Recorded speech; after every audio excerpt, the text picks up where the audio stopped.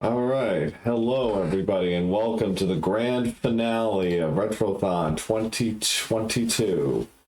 I hope we saved the best for last. What a great Sonic block, incidentally, before that. That was great. So, so I'm going from the opening act last year to the closing act this year, giving you not one, but 3 Siphon Filters in a row. I'm going to play all 3 Siphon Filters from the PS1 era, back to back to back, in an any percent run with an estimated time of completion of 4 hours and 10 minutes. So, and this will be done in order from 1 to 2 to 3, so there will be some narrative cohesion, I suppose. I'm Proa007, very happy and thrilled to be joining you tonight. This is my 5th Retrothon, and I'm looking forward to putting on a show for you tonight. So, we'll get started. Clock starts on start game here. So we get going in 5, 4, 3, 2, 1, go. No, there is no Omega Strain. Stronger people than I can play that. When does the operation begin? Our intelligence within. So, for those of you not quite familiar with the Siphon Filter franchise, it's kind of a hybrid of GoldenEye, Tomb Raider, and a couple of other action adventure games at the time in the mid to late 90s. And, it involves, biological warfare and all that stuff, with a secret agent, Gabe Logan, trying to save the world, etc. So, okay, got it. This opening section here is a pretty non-linear stage with a series of objectives that I'll have to complete. And I actually got good RNG here in this opening section where I have to protect this CBDC agent while he defuses one of the viral bombs. And, you need to take out 3 guards to proceed, but the checkpoint can be a little finicky, and if you go too far, it will automatically fail you. So, yeah, all things considered, that went pretty well.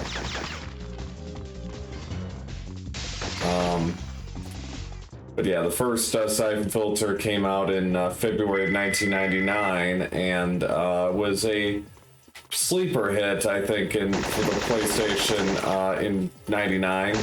I've taken out Kravitz and destroyed the comic equipment, but I don't see their uplink. It spawned 2 sequels to the PS1, another for the PS2, and then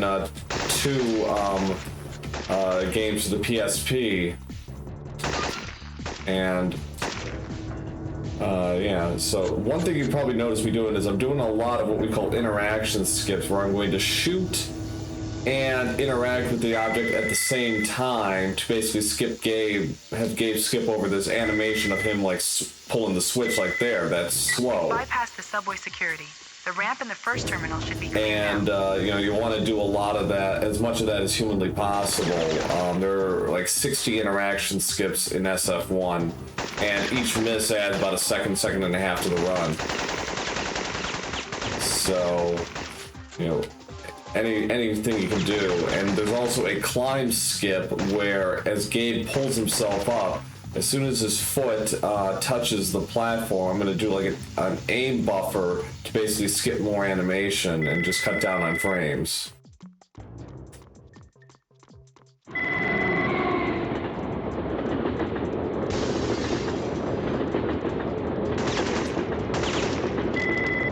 Beacon set. Tell CBDC to get its guys down here. So that guard actually got me off that platform sooner than I would have liked, but it doesn't really make it too much of a difference.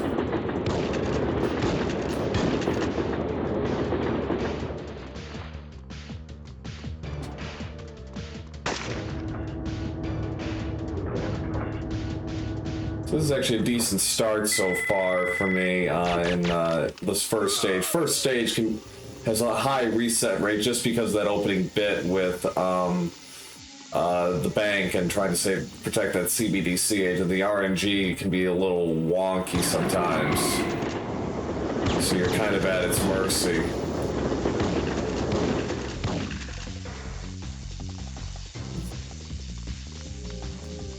Gabe, what's happening?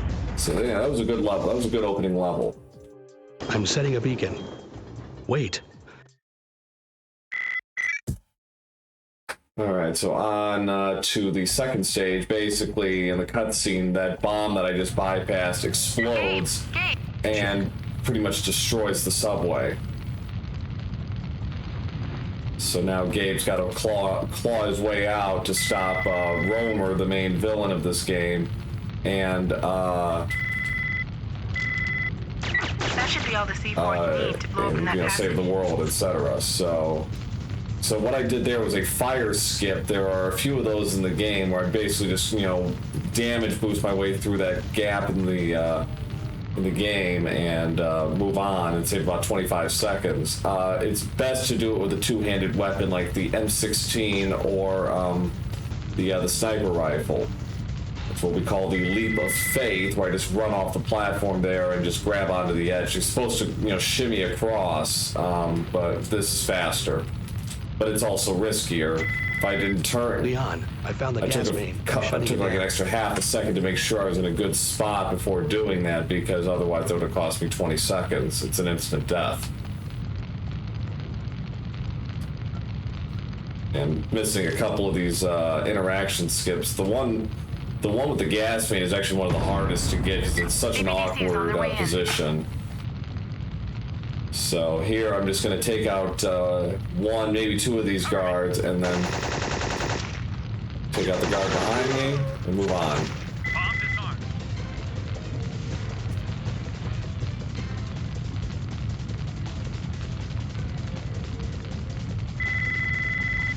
So I'm going to... Rolling off of ledges is kind of a tricky thing, because if you do it too early, you're going to end up having give you a stutter land, and that can cost you about 2 seconds. So, yeah, you want him to basically fly off and then just, keep going running without really skipping a beat. So that was not a great subway level. I'm going to try and get a quick headshot here on Mara. This is kind of a mini boss fight. Perfect. So basically you do a quick U-turn and then get a headshot, which does not kill her because she needs to be alive for 2 more games in this trilogy. And yeah, if you miss, you can get her Leon, going under the median and just get her that way, but it's an extra 5 seconds. I've set the pickup frequency. Right. Now, the park is the first real, what I call the choke point of the run, where RNG can be really unfavorable to you at times. You really just gotta do your best and work with it. But that's not always easy, because the first half of this mission involves Gabe protecting CBDC agents while they defuse these bombs. And after a certain number of guards I take down, I can move on. So here, the first bomb, it's 1. This is the easiest of the 4. The second bomb is by far the hardest, because I have to take out 5 guards, and they will be coming at me from all directions, and trees can become a problem here, so I'm going to hopefully get a good RNG pattern here. And taking out that guard there is actually part of a little bit of RNG manip, because when I get to the bomb here, there's only going to be just one bomb. There's just going to be 1 guard here. Alright, so... CBDC has the signal. This They're on their way. This Stand is by. arguably the best position, but it's not even a guarantee. Cover me.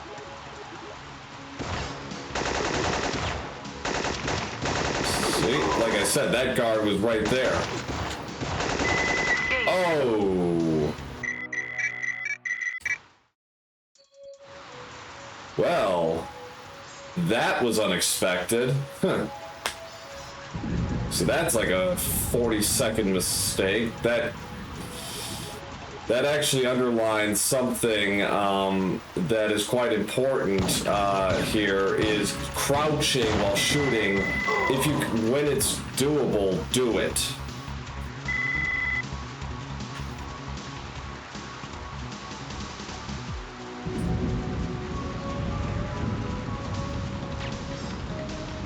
So we'll try this again. CBDC has the signal. They're on their way. Stand by. All right. Cover me.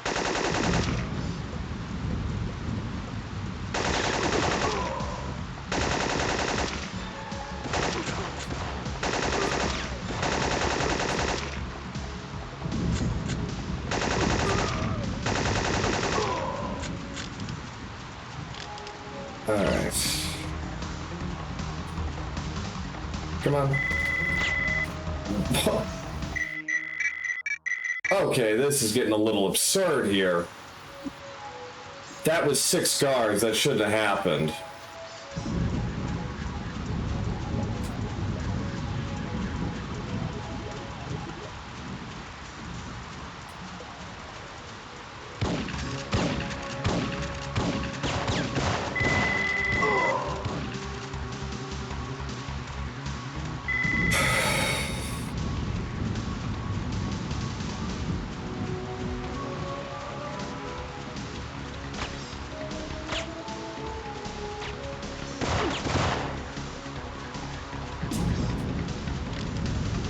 CBDC has the signal. They're on their way. Stand by. Cover me.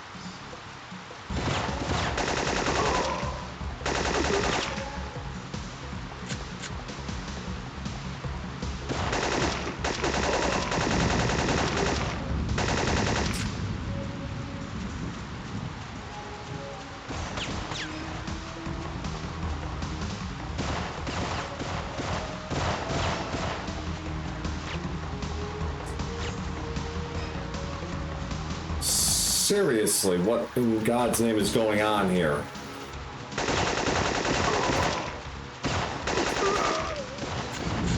Bomb disarmed.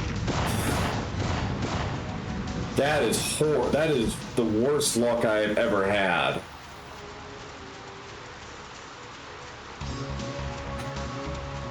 Now my split time is almost at 5 minutes. That's how long this level is supposed to take.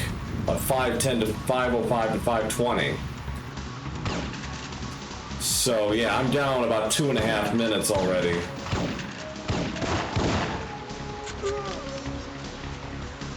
Oh yeah, like I'm gonna trust the game now.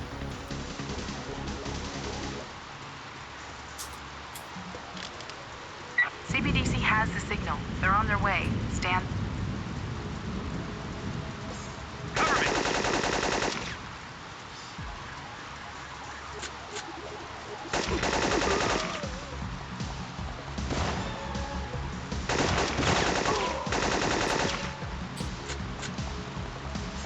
Okay, the third bomb is supposed to be three guards. Okay, finally.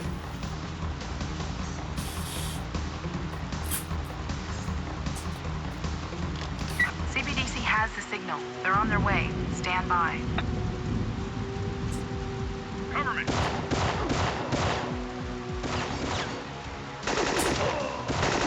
There's 4 guards here in this final bomb. That was an okay pattern. Ideally, you get two in my blind spot. All right. That torture is over.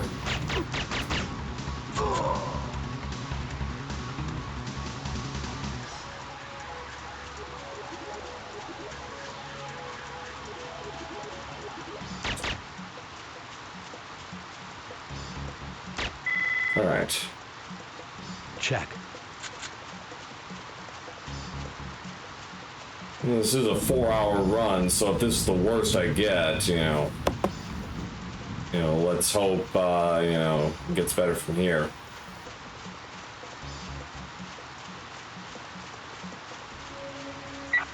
I'm getting interference. You must be right on top of their uplink dish. So yeah, this is a good example of the climb interaction skip, where it's just a lot of little frame skips here and there. You know, but it is something that only actually works in the first game. 2 and 3 do not let you do that, unfortunately.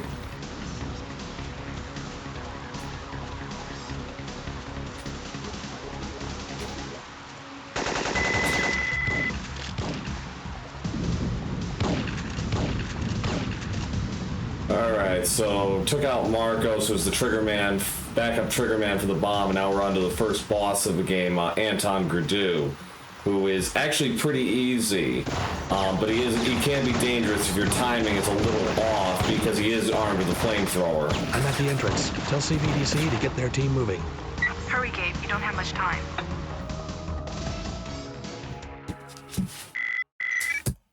Yeah, those 2 hiccups cost me 3 minutes. And the other two. I hope Romer's paying you enough to... With Siphon Filter speed running, his mistakes are not easily forgiven. You can't hide. Oh.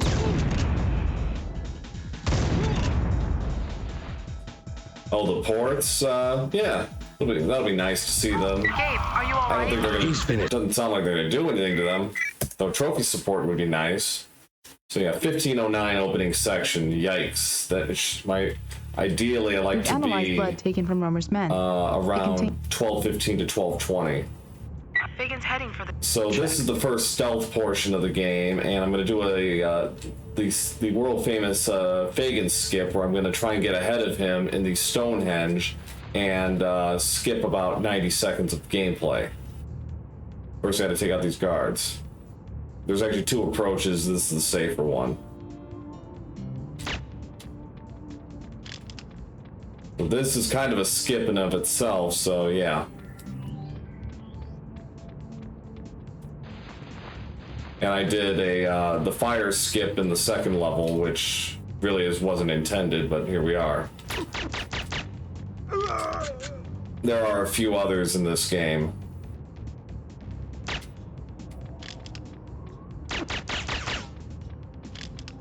Okay, so now we get to a cutscene where it turns out that Gabe's boss, Benton, is a traitor working for the terrorists. Fagan's run for it. Romer and Airmont will after him. Okay. He's fit. I was a little worried there because I actually had a bad setup on Benton, but I got him. But he actually swung. Where's the key card? This is ridiculous. I swear this game is not normally this glitchy.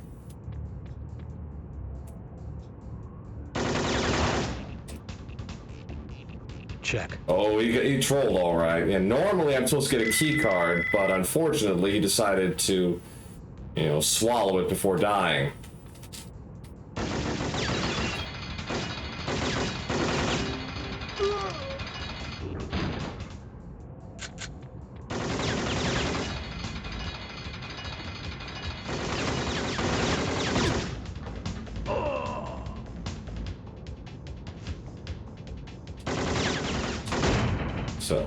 So ammo management in this stage is kind of crucial because there is an HK5 here, but we don't really need that, and provided everything goes smoothly, it shouldn't be required. So this key card guard here that's running, he can go one of 3 ways: straight back, right, or left. Going right is the most common. Straight back is second most, and going left is the rarest. Straight back is the one you want.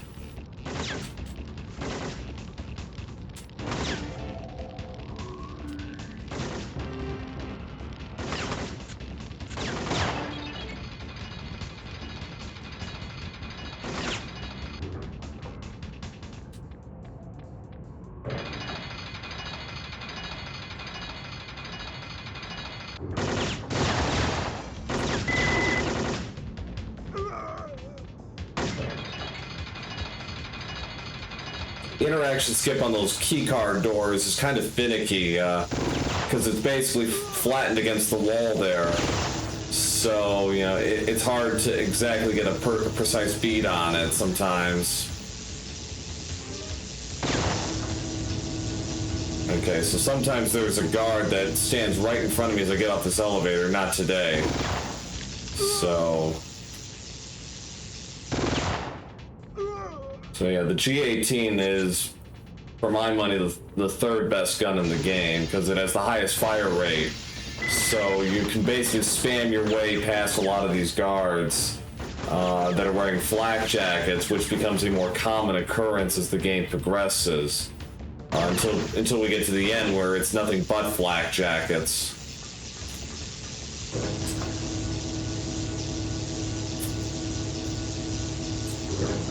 The guard here at the bottom of the elevator can sometimes decide he's gonna, you know, want to take a lot of shots at me for whatever reason. This time he didn't. It's also good not to touch him either way because you don't want, because then he becomes more accurate and that danger meter becomes an issue.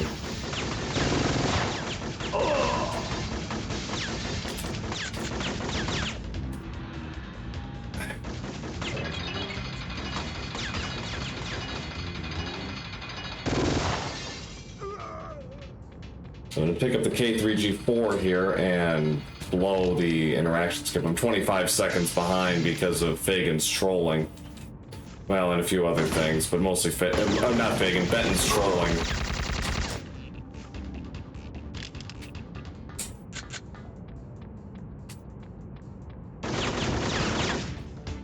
Otherwise, it was a decent stage.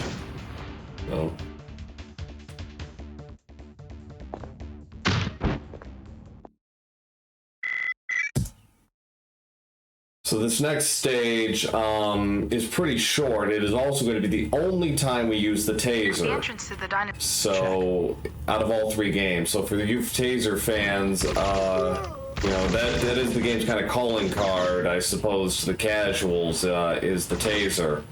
Well, it's getting 1 use in this stage, and that's it.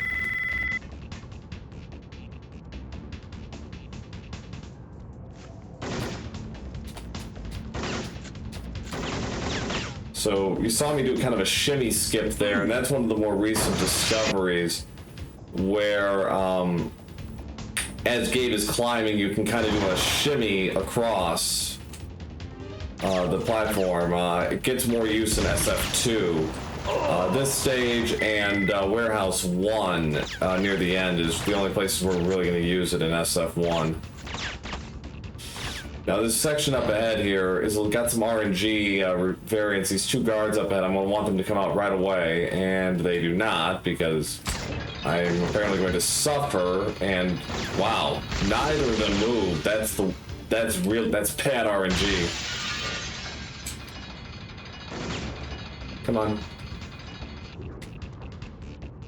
All right, this should be okay. Tell me where the virus labs are. I don't know.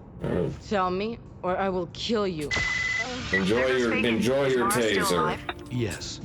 Now to get some answers. Hurry, more security's on its way.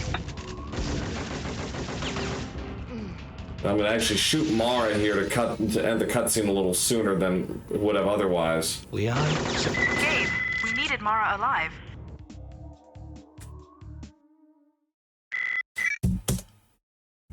Okay. Now this stage, Romer's base, is... I've discovered why every mission in this investigation has been compromised. Pretty random, because once the alarm goes, right, you have unlimited guards, and they will come at you from pretty much every direction. So I'm going to try and maintain stealth for about the first third of this. I found a fuel tank. If the alarm gets tripped early, that's not a huge deal. The first explosive. The main difference is I'll actually end up picking up the combat shotgun, which actually can make parts of the later part of this mission a little easier, but it is overall slower by a couple of seconds. So the main part of this is to just basically plant explosives on the fuel tanks and cut the power to the motion sensors.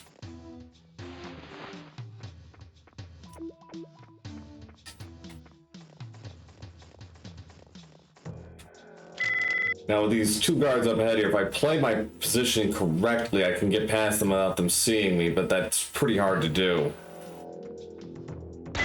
Yeah. Damn it! So Gabrick here, he's random, and he's already running. Okay.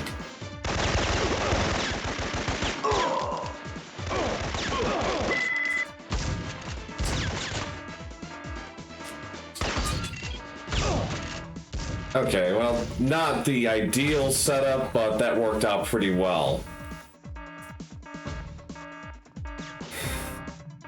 It's not uncommon for those combat shotgun guards to basically cut you in half, because it's basically 2 hits at close range, shred your armor. I found the power to the and then it's just one more hit, over to the bunkers and now. you're dead. So hope for good luck here with the guards coming That's up. the last explosive. I'll trigger the timer once I'm on the roof and have disabled their radar. Copy. All right, so I got the.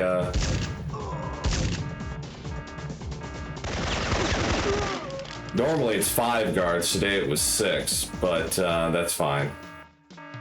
Weapon cycling is slower in this game, so you kind of have to plan a little bit compared to SF2 and 3, where it's much faster.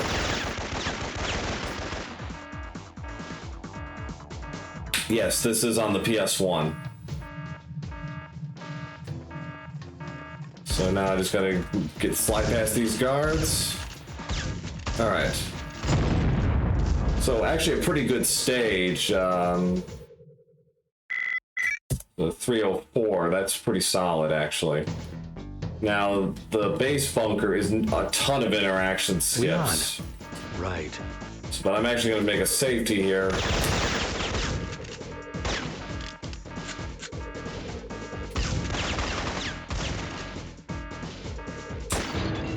So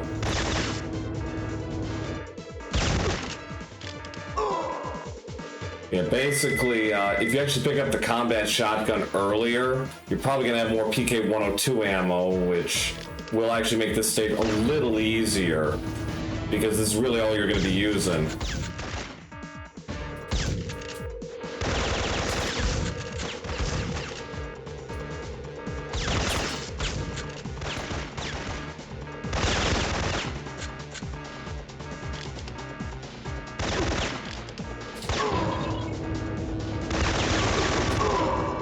Well, except for here, I'm going to use the combat shotgun here because I don't want to waste ammo. Actually, I mean, 37 rounds is plenty. It's more of a form of habit at this point. Ooh, that timing on that last missile for the interaction skip is pretty hard to get down. For me, the missiles are on a global timer, so it's really just kind of remembering. So just 4 missiles to go. You don't want to die here, incidentally, because there's only 1 checkpoint, and it's after you catalog all the missiles. Gabe, check your fire. Damaging that missile could set Oh, it off. I was really thought today might be the day that we don't have to hear Leon say that. Code. I'm gonna try to find a way up to the radar tower on the roof. Get ready to lift off. I'm ready. I had to hope. Alright, so now we're heading up for the second boss fight, which is the chopper. Leon, I found the elevator to the roof. Get ready to dust off. Gabe, the force is crawling the patrols. So it's actually pretty easy overall, but you know, obviously we're going to try and do this really quickly, and I'm going to try and go for a 2-cycle fight here. Cycle 1 is when the chopper appears, and then the second cycle is when the chopper hovers over this rooftop.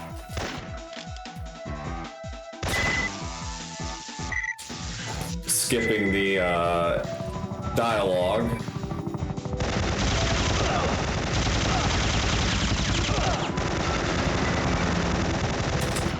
Again, crouching is crucial here because that really improves your accuracy and does more damage. You want that chopper to be spewing smoke. and you want the chopper to be on fire before it stops moving in its hover. Perfect. That's a perfect fight, incidentally.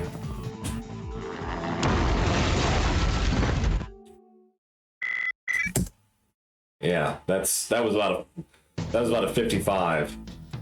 Now I'm gonna do this once. If it doesn't work, I'm not gonna waste time trying it a second time. I'm gonna go for the fire truck skip, which is the most dangerous skip in the game. It saves about 40 seconds if done correctly first try, but I'm gonna basically do a side roll here off of this ledge.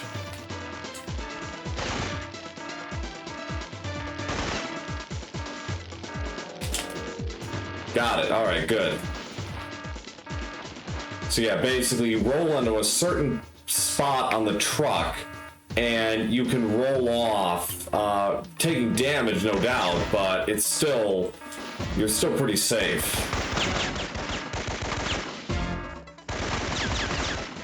And we are out of here.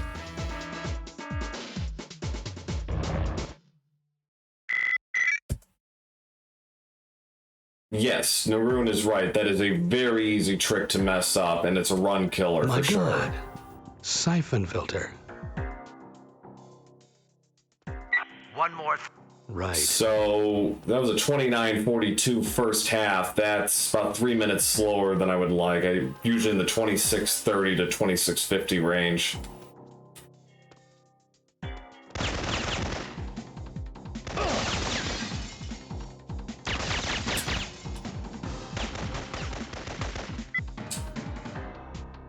I found the first group of papers. Now, the Stronghold and Catacombs missions are kind of infamous to casuals because these levels are so confusing and it's like playing a labyrinth.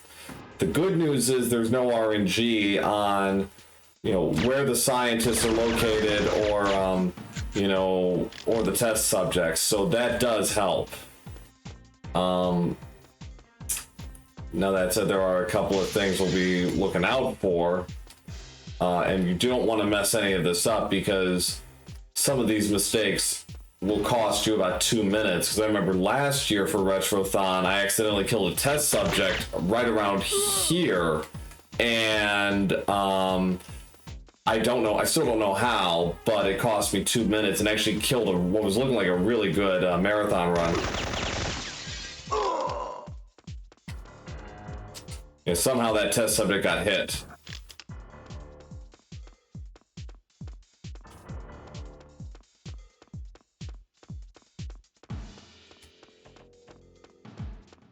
All right, so I'm gonna get all 3 of these scientists in a row with a gas grenade, like so. Just gotta be careful because if I run into the gas grenade, that's an instant death. Okay, that was worth just being safe.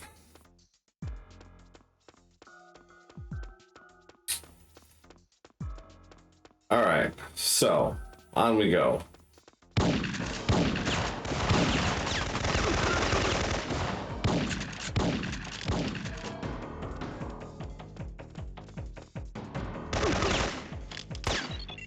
So yeah, there's nothing really to these missions. I mean, from a general standpoint, you kill the scientists and save the test subjects. Although it is later revealed you're actually murdering the test subjects, although Gabe doesn't know it, because his employers are in on this conspiracy, etc. So, but we'll skip that for the moment. Okay, got that. That scientist can be kind of trolly, but he's usually okay. This scientist is also trolly. If he hears the gunshots, he starts running like that, but luckily, he was not too far away from me, so I was able to get him pretty easily. So we got another test subject. So when Gabe kind of lifting his hand like that is kind of a missed interaction skip. I call it a blessing because Gabe looks like he's kind of giving like like a priest for communion. So. All right, so we're into the library now. This is about this roughly the halfway point of the stage. Even though there's only just...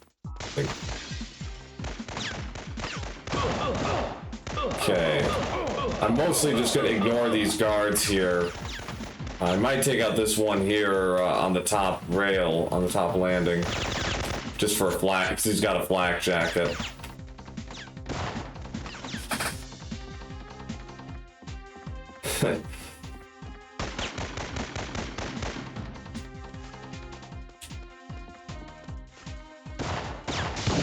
Yeah, something like that.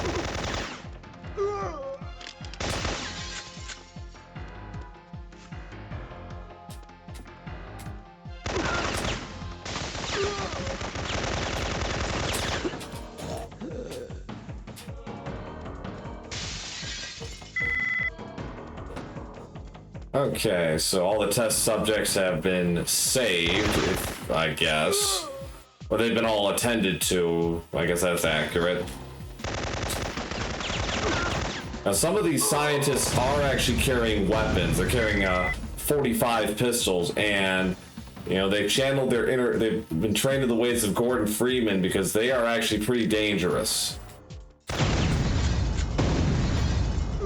Some run, and some will shoot, and again, no RNG to which it does which. But you want to tread a little carefully with those guys, with those scientists.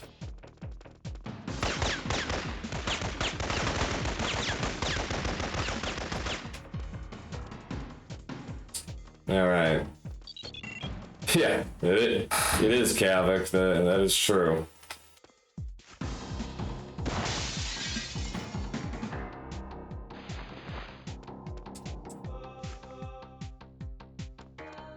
Alright, just gotta go to the elevator here through this window, and we're on our way to the next stage. So actually a pretty solid...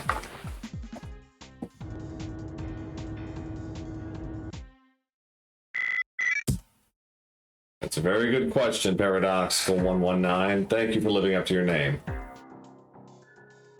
I'm finding Farco. Sort of. Check. Alright, so... Again, we got 4 test subjects and 9 scientists in this stage. Test subjects are going to be over with pretty quickly, though.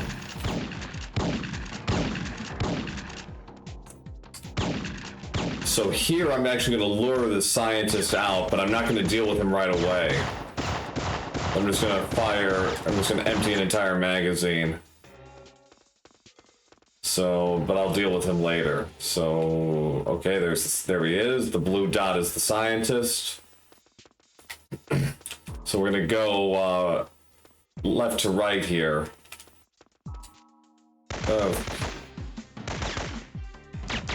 It's random if that guy actually shows up.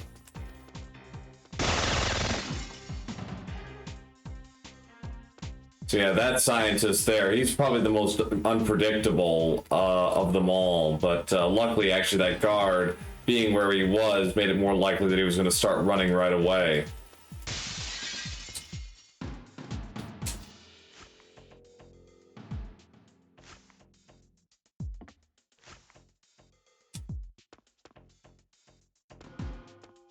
Gotta be careful, because Gabe has weird fall physics. You fall too far, he dies.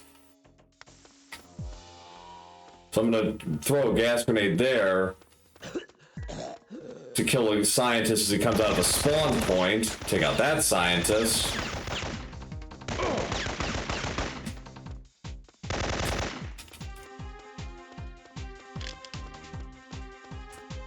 Alright, so last test subject coming up.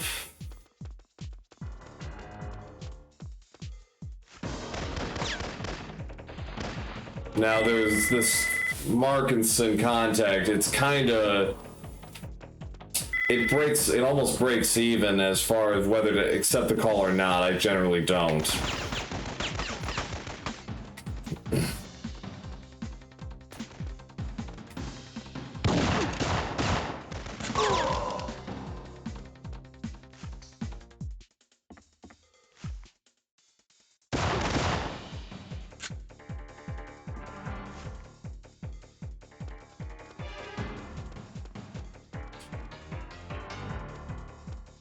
And the guards that I do and don't kill do have an impact on the spawns here.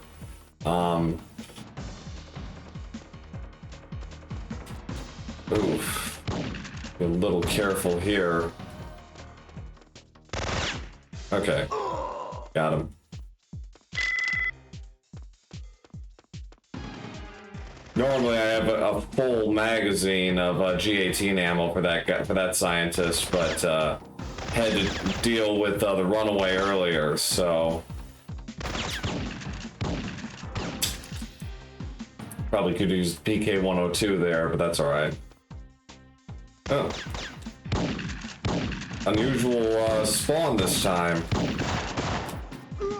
Normally that guard is like right in front of me when I'm getting out of the room, but this time he was waiting. Yeah. Kind of having mixed success today with the interaction skips.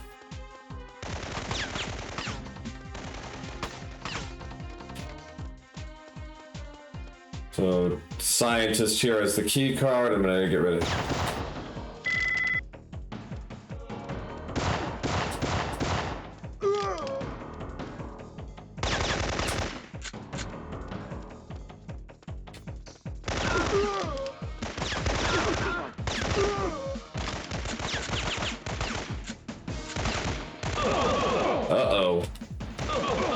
I think I screwed up there by actually shooting that guard.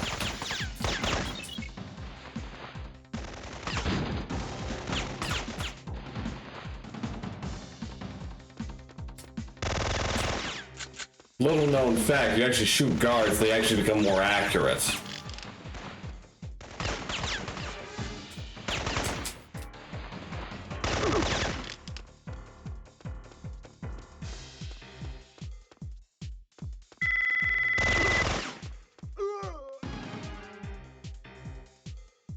There's actually a flak jacket up ahead, but I shouldn't need it.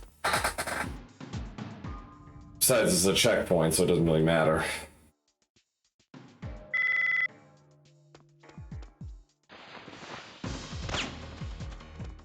None of these guards are really any threat to hit me.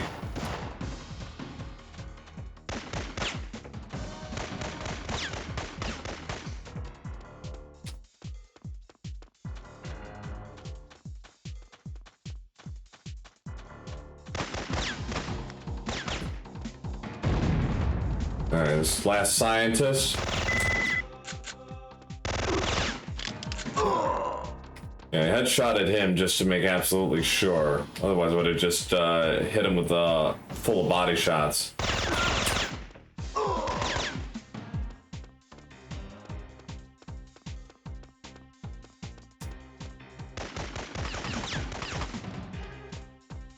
Alright, so just gotta get down to the bottom of the Rose Chapel, and that's the end of the mission. And then we're on to everybody's favorite, the Catacombs.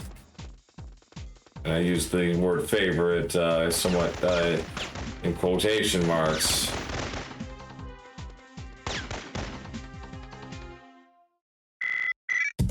Interesting, that was 15 seconds worse, and didn't think all those extra rolls were going to be that costly. Security has been breached. Roma has ordered the... All of Romer's underground security is palm print activated. You must follow the guard and let him open the cell. If you are seen, you won't be able to get in. Have an evac standing by. It won't be long.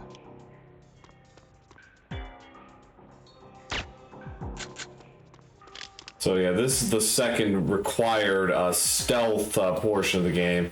Unlike the first one, there is no way I can make this go any faster. So that's why I just let Markinson talk there, because talk, don't talk, it makes no difference.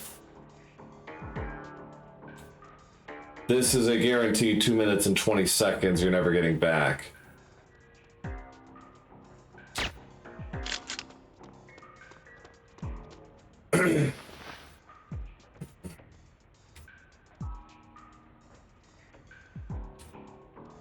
So this is all pretty scripted. The only guard that's a slight problem is the one I'm about to take on. He kind of has on a weird pixel, so sometimes it doesn't look like he's on level field. So I just took care of him.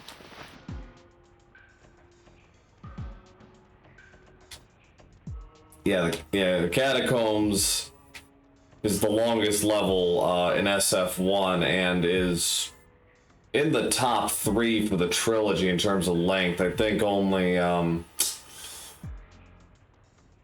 Farcom, the museum in SF2 and the ruins in SF3 compare. Okay, no guard that time. That's kind of random, him not showing. Alright, so scientist is now going to unlock the door so I can rescue Fagin, who's going to tell me where Liana is being held prisoner. Fagin is a giant pain in the ass, unfortunately. There are ways to make this go faster, but Fagin is still gonna Fagin. So you really just kind of have to run with it. The best way to make it, less awful is aim down your sights when you shoot, whenever possible, because otherwise he's gonna stop if you're just, firing from the hip.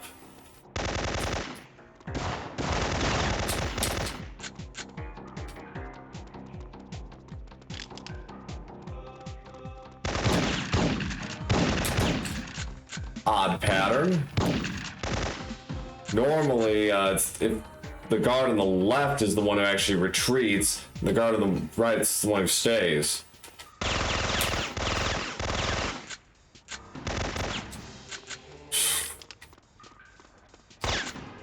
Okay, this isn't necessarily required, but I'm just going to use it as a safety. So I'm actually going to let these two, I'm going to ignore these two guards and continue on.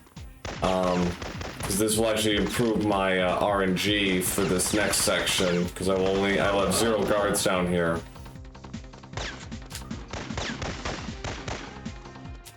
Now, there is no RNG as far as which guards are wearing flak jackets and which ones are not. So that's actually that's actually useful here.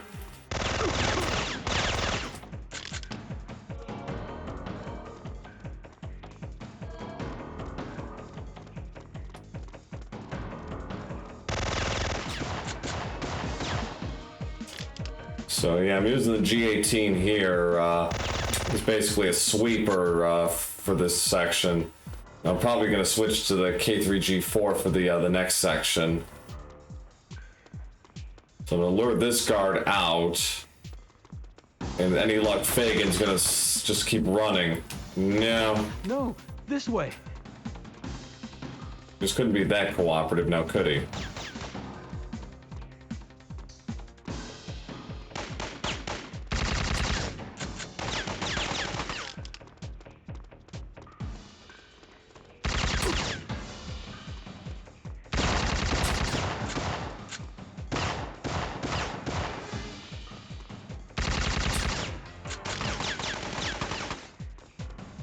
Okay, so that's it with Fagin. That was really good, actually.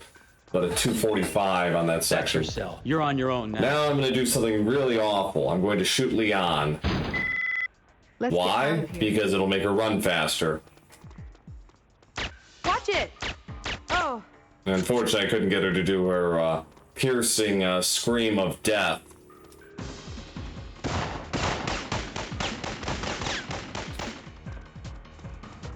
Sorry, Naroon. I tried. This whole run has been kind of cursed, hasn't it? After that awful start in the park. Got it! The main thing here is just to follow Leon, clear the area as best you can. Just don't run into her. That's the main thing. Some of the guards will be interested. The guards will be more interested in you than in her.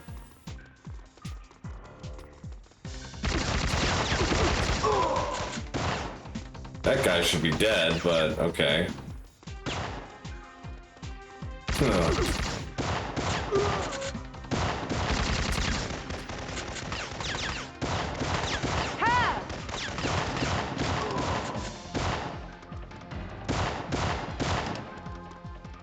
Leon making extra sure that guy has been taken care of.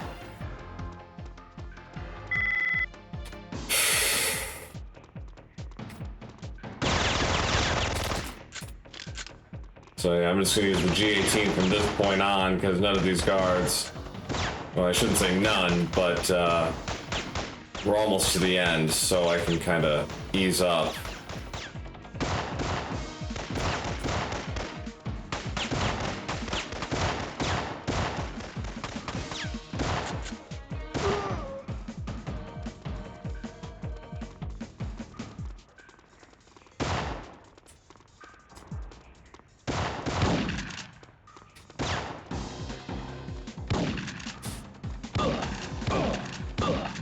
So that was overall a pretty solid Catacombs. It's about a 735, 6 or so. Please. Bye, Fagin. Now, this stage, Warehouse 1 is random with its weapons. There's going to be a lot of PK-102 and combat shotguns flying around. And ideally, I'm going to get a little bit of everything. Not today. Although that guy might actually have what I... Nope. 3 shotguns early. That's odd. It's not a deal breaker. It's just irritating. Erickson, move. Who are you? What do you want? I'll ask them. You can't do the interaction skip with the combat shotgun. You can, strangely enough, with the regular shotgun. But combat, no. Single fire weapons as a general rule do not work.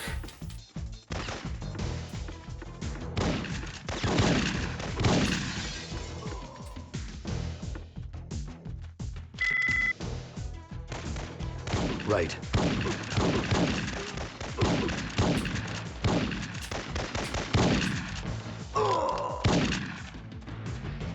Okay, so...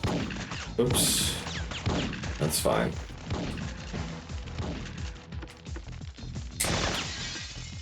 So I'm going to be picking up some grenades here. And I'm going to be using them quite a bit in this stage, as well as the first tunnels mission.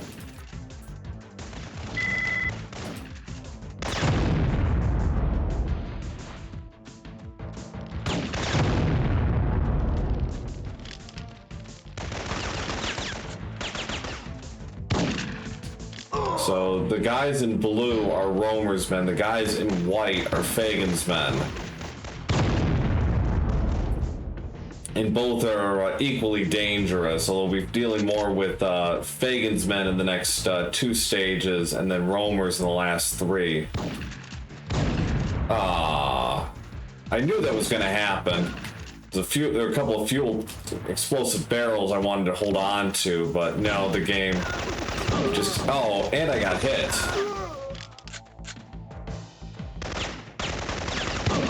Wow. Game is trolling tonight. So I'm going to throw my first grenade here. I'm going to clear the guys behind this electrified fence.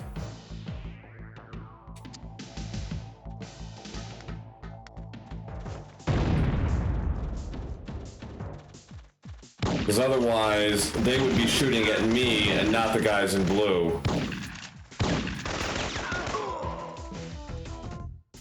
But the way the guards appear and who they're aiming at is kind of RNG. I really can't control it. I just have to hope they're not, being too nasty to me. So I'm gonna throw a grenade here, and then I'm gonna throw a grenade here in the corner to take out 3 spawning guards. All of whom have flak jackets, and one of them will be throwing grenades if he appears. Luckily, he did not. All right.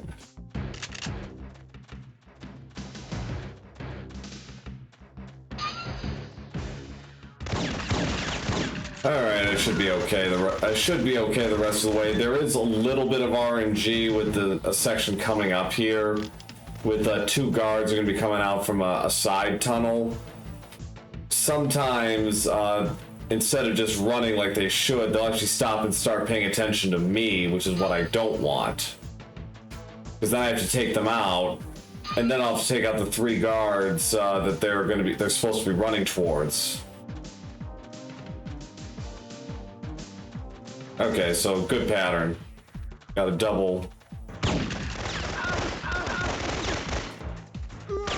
I'll just slide past these guys.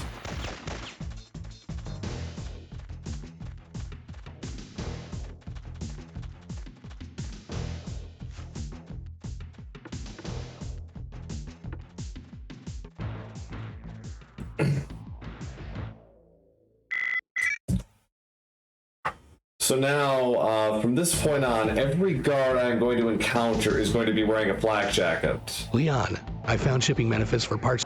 Correct. All guards from this point on are flak jackets. Leon. So it's headshots or K3G4 from this point on. Well, actually, I am going to be spamming a bit with the biz in a few spots, but generally I'm going to be going for headshots. So I'm going to actually go kind of stealthy here so I don't get the guards riled up beyond me, beyond this spot a little too quickly. And now we come to my favorite guard, Bizquick. Bizquick is a guard carrying the Biz 2 who randomly appears chasing me, and I want him to appear as I'm going into this warehouse, because that'll help me set up a good RNG pattern. There he is. Came up right on time. Maroon is so happy right now. Bizquick showed up on time.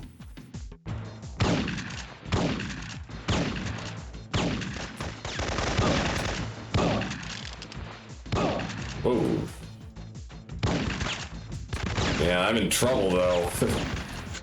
I can get around this, but it's just gonna be a little tight.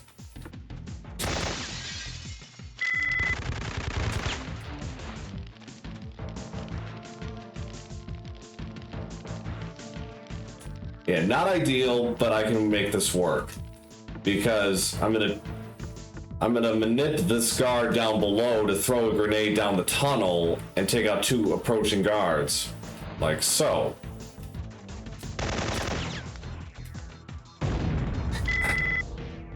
That's Check. There they are.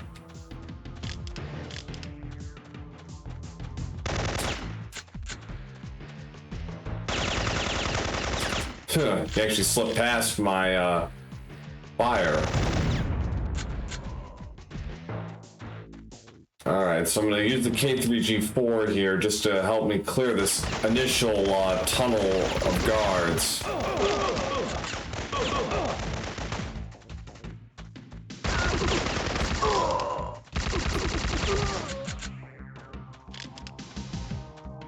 So that mostly to get rid of those 3 guards in front of me, and then I'm just going to switch back to the PK102 for the last section here, and then we're on to Warehouse 76.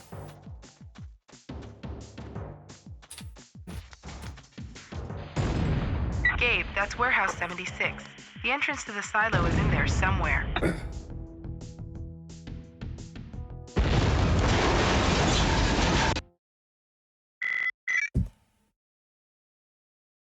Alright, so Warehouse 76 has 2 fire skips. Leon. Neither is especially difficult, but I am going to have to be careful with my armor as a result, so I want to be at full health going into this mission, because I just burned through about 80% of my armor. Main thing, when you just before you get to that checkpoint, do not roll. The guards behind me will actually shoot and hit the barrels and blow me up.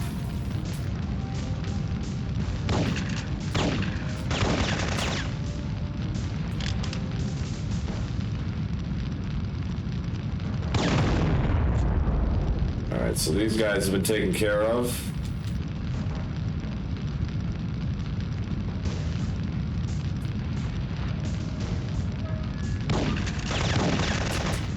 That guard goes, and I'm going to shoot the elevator panel from here.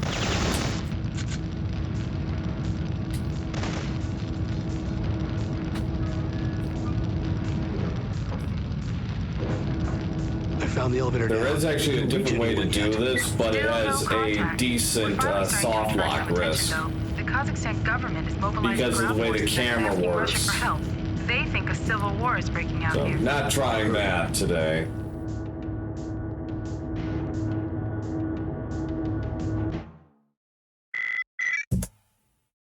Alright, so, the tunnels mission is not particularly difficult. The only catch is there's only one checkpoint, and that's about the halfway point.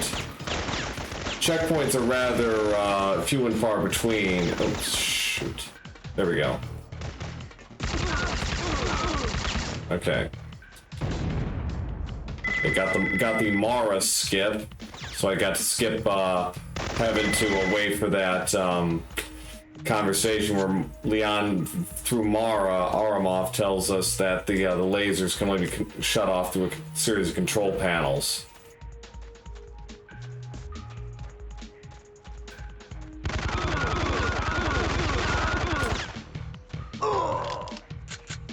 So yeah, I'm just gonna spam with the Biz 2 because it has a lot of power in this game and a high fire rate.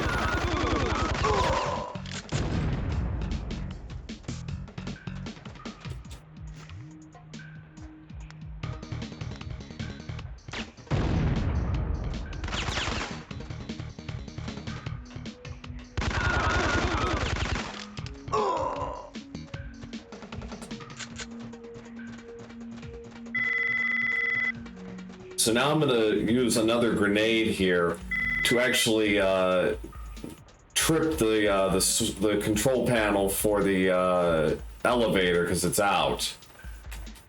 Normally you're actually supposed to press the button, but that actually creates a sequence where a bunch of guards. Oh crap!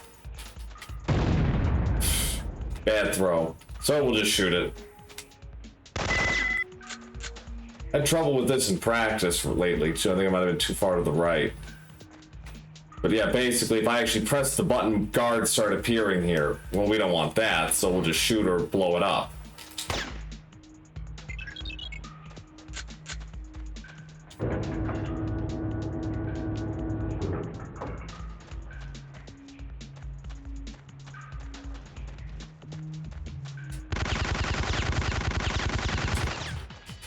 So those 3 guards go down, and there's gonna be 3 more guards here by the elevator. I'm gonna roll right past them. And hopefully not take any damage.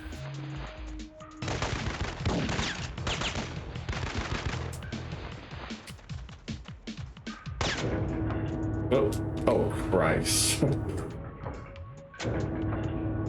Been a while since I've done that.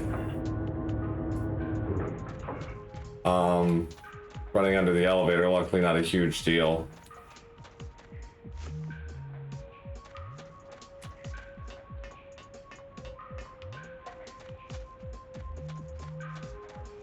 Use the Biz 2 here to clear out this corridor. Last 3 guards.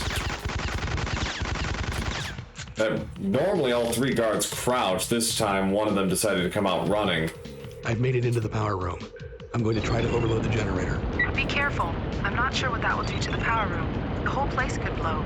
I don't have much choice. So there's going to be one more fire skip here, kinda. Sometimes I take fire damage, sometimes I don't. But basically, I'm going to skip a lot of shimmying and give myself a nice, easy drop to the bottom of this tunnel, of the shaft. Gabe, are you there? Check. Like so.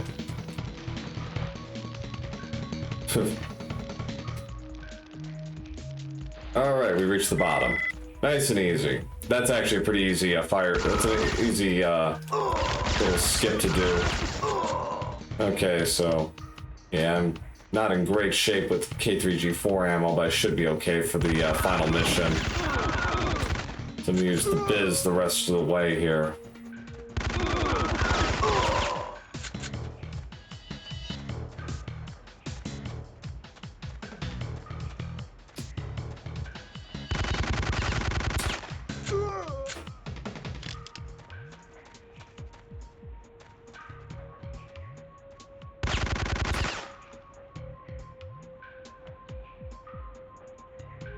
Gotta be careful when you're going backwards there, because if you go backwards too fast, Gabe is actually gonna miss the ledge altogether, and in that case, Gabe would be dead.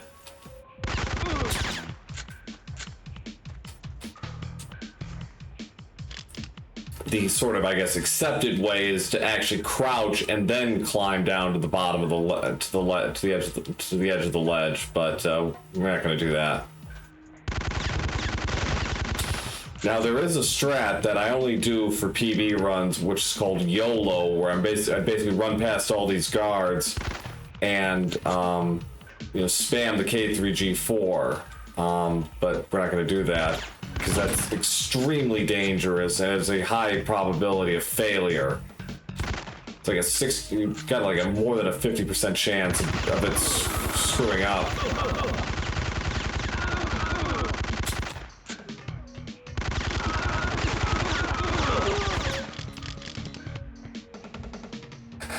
Alright, so down to the finish here. Leon, I found the elevator down to the silo. See.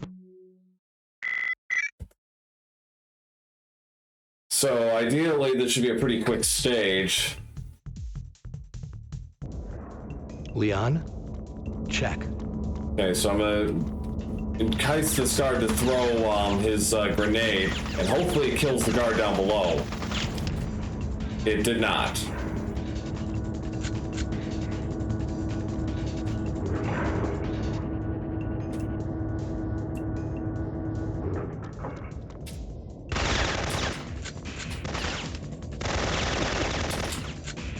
It's not a big deal. It saves about 2 seconds if it does, but all right, so I'm gonna go for elevator. I'm gonna go for the silo elevator skip, where I'm basically gonna run into the elevator and then run out of it and save about 10 seconds.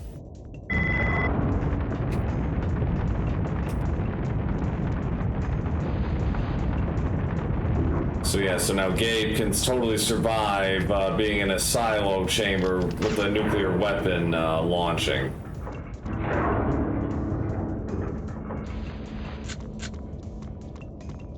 Gabe, I'm intercepting frantic calls from NATO Command. They're tracking the missile's launch. All European commands are being ordered to DEFCON 3. If you don't get to the detonator on level 2 in time, we're looking at World War III.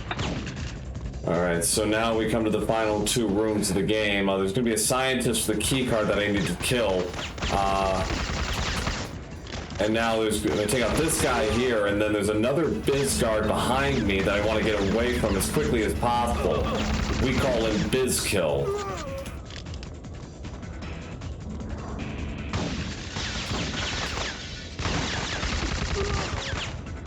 I'm just going to play it safe here with those 2 guys.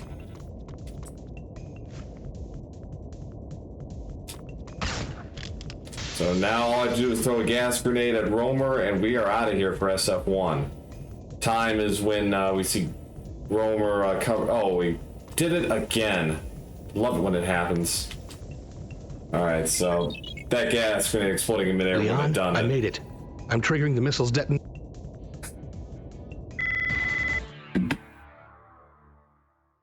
Logan! So that's SF1. What is? Oh, there it is.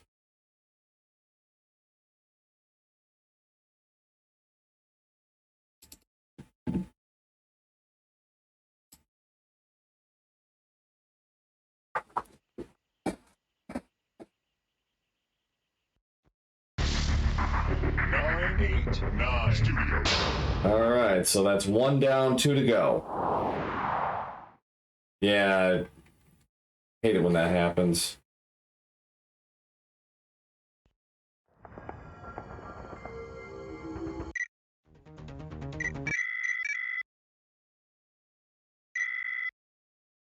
All right, so Siphon Filter 2. This game seems to be the most popular among the fans. Teresa, I made it.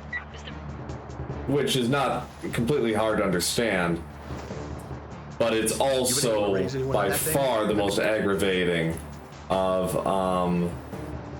the trilogy to speedrun and to play casually, because it has a much less forgiving difficulty curve. And this level is about as hard as a mid-level game in the original, so they really amped up the difficulty here. He went into that cave. Right. It also doesn't help that a third of this game is stealth. So it's definitely the longest of the trilogy, and even the world record by Valkyrie is, I think, a high 116. So Eshelman, have you seen Chance? Yes, sir.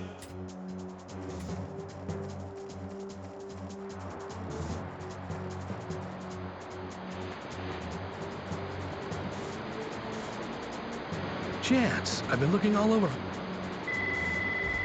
yeah, SF2 is not. You're exactly right, Estella. It expects you played the first. Sir, behind you! I'll get him! Cave in! Get out of here! Now! Eshelman, answer me! Alright, so like the first game, this is kind of non-linear at the start with its objectives. There are two main objectives. Using the transponder and getting some C4 explosives. You can do either one in whatever order you please. We're going for the transponder first.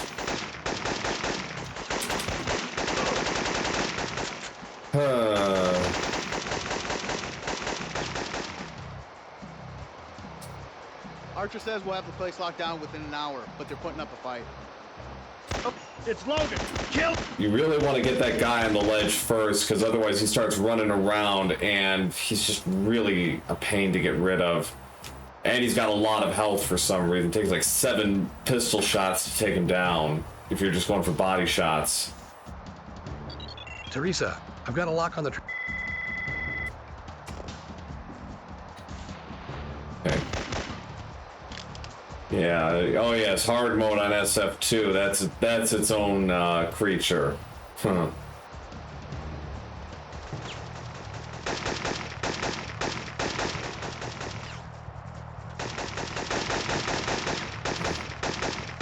So yeah, that was like I think it was a mid 107 for the original. That's not ideal.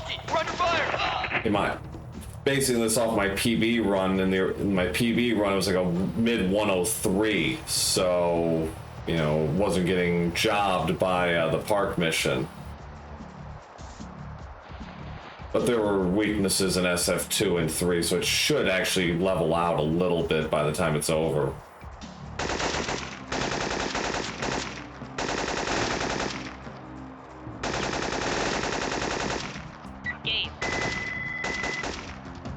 Alright, so now we're going to plant these C4 explosives and try to get off this mountain. And along the way, we're going to learn that not only can we do headshots in this game, the enemy can too. Certain guards will have the ability to headshot Gabe. Oh, these are all on normal CHR 700. I'm not that crazy. And I'm crazy, and hell, I'm playing 3 of these in a row, aren't I? But that's a special kind of crazy.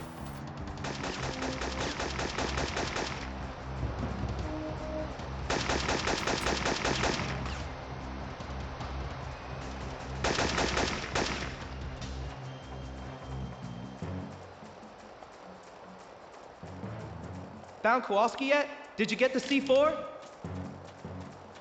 Fire in the hole! Let's go.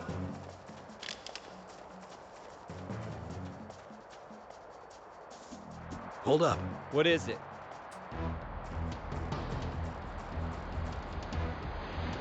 So I'm just going to clear the area of those 2 guards and just kind of make my way down.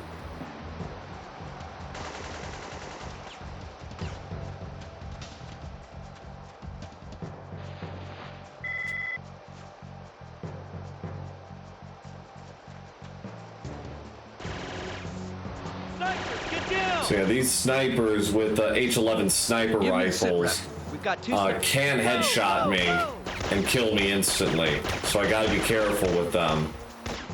Luckily, these two are not especially difficult, though I can screw this up.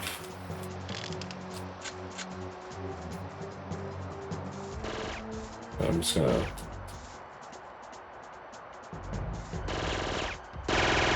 Clear! Kick ass! Stand your ground. That guard almost trolled me. Normally he comes running out, but he actually held back. Coming from all sides, heavily armed. So now I gotta take out 6 guards here. All of them are armed with flak jackets, and they'll come from one of 3 spawn points.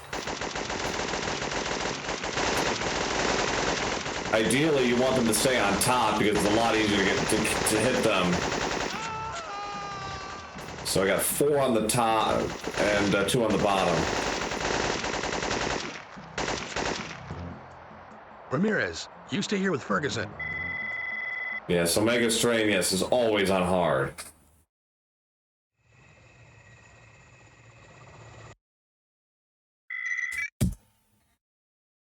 Alright, so... We're working on it now. So now we're coming to our first stealth mission and our first actual mission to play as Leon. So it's first in both of those respects. Leon's been captured by the agency. We're going to try and turn her into a guinea pig for Siphon Filter. Yes? Are you finished with him? I've given him the injection. It will take a moment for it to work. Morgan wants you to come check Fagan. I think the last of the serum bags are filled. Let me go check on Leon Singh first. No. Morgan said to come now.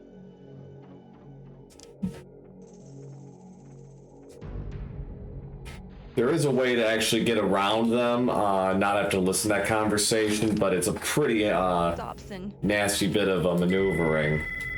And say hi and bye to Dobson. Poor fool, never knew what hit him. Now, the one thing that's kind of fun with these Siphon Filter games, particularly too, is these guards have no peripheral vision whatsoever.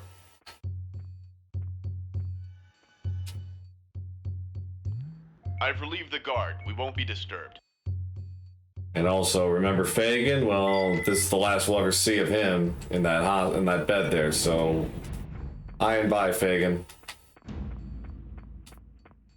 Now he's officially dead.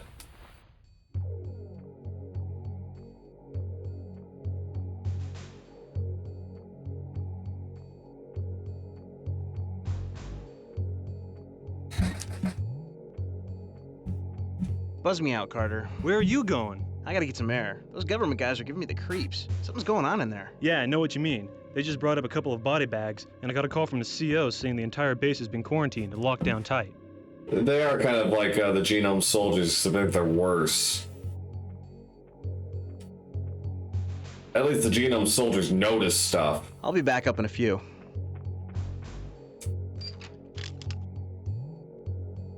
Gabe? Are you there? So now Leon is actually armed with a taser and a 45, although she will never actually use the 45, so it's kind of redundant. Oh shit. Come on, get around. You can do it. Okay.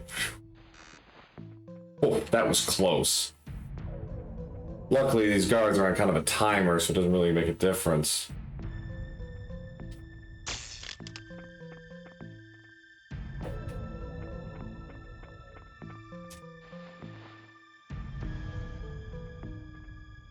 Be careful with this guy here. Got it. Those doors, I swear, they are deceptively tricky.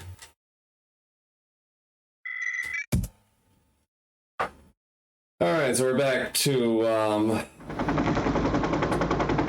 Gabe here, who survived the attack and is now on the road. Now, normally you're actually supposed to go into a truck and get some weapons. We don't have time for that, this is much faster. Hey, that's not part of the plan. I'm coming down. Oops.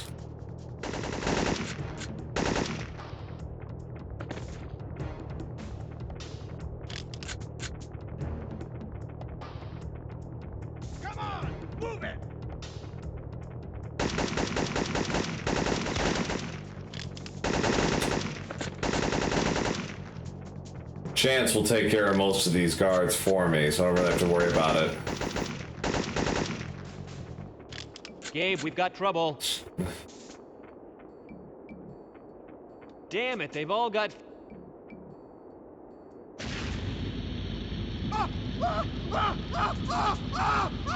Gabe, behind you! So yeah, these four remaining guards here with the flamethrower, it's kind of RNG on how they spawn. Ideally, you like to get three or four on one side.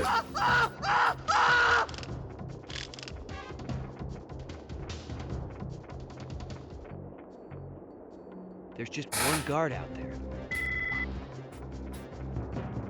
Alright, so again, normally we're kind of just supposed to take these guys out silently one by one, but we're gonna actually skip a large chunk of this and just go straight for this truck. Snipers now! Now those snipers can get headshots on me, but I should be okay so long as I move quickly. I'm gonna go straight for the wall there so they can't, you know, actually snipe me. So...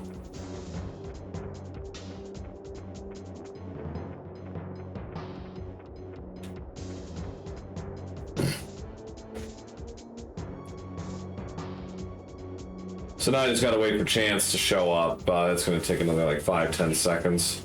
There we go.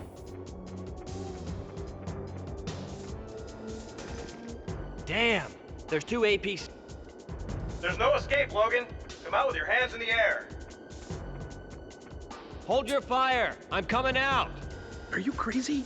Get back here. You got a better idea? No matter what happens, stick to the plan. Now, one thing I've learned of late with taking out the power room is you want to throw the grenade, but you don't want to be too far away because otherwise it's not going to register the damage. So that has hurt me a few times in practice, so I'm just going to kind of sit and wait now. Power's out, Gabe. You've worked. What's funny is you don't even have to throw it into the room. If you throw it outside, if it lands outside the room, it's still going to blow it up. Who's there? Those are some very powerful grenades. You don't really have to worry about these guards. If any of them actually kind of like run into me, I'll take them out, but otherwise... For extra ammo for the train missions, but otherwise I'm not really going to bother.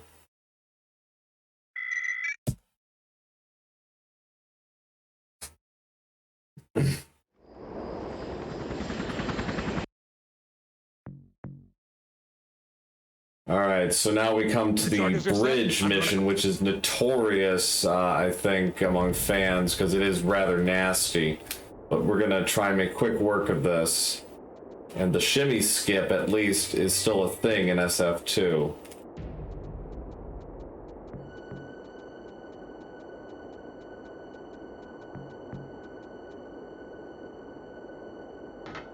Sit rep. Almost got it. Ooh! Ah! So yeah, I have 2 minutes to find a way to take out the agency commander at the front of the bridge here, and the way I'm going to do that is with a gas grenade.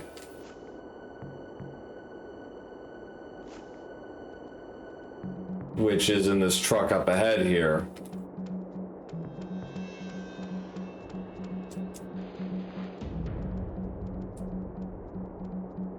I'm also going to have to get rid of these 2 guards at the same time, and the nice thing is the sniper rifle will actually go through them. Like so.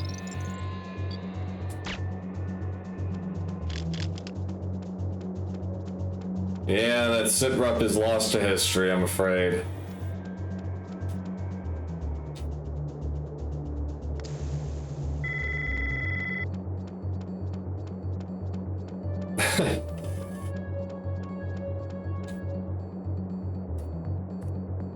Alright, this spot is a little tight, but it should be alright. Alright, disarm this explosive.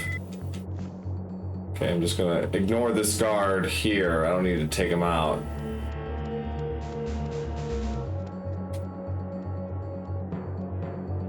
One thing to note is if you actually drop too fast, Gabe will actually miss the ledge and will die.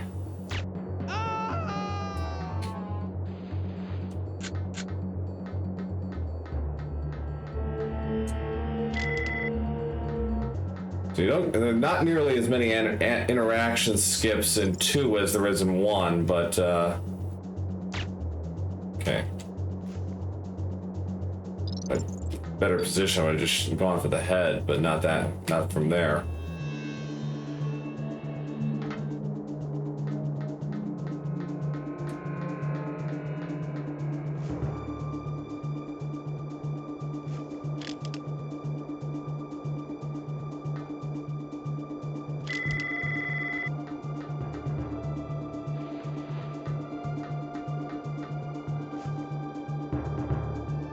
Alright, so all 4 explosives have been handled.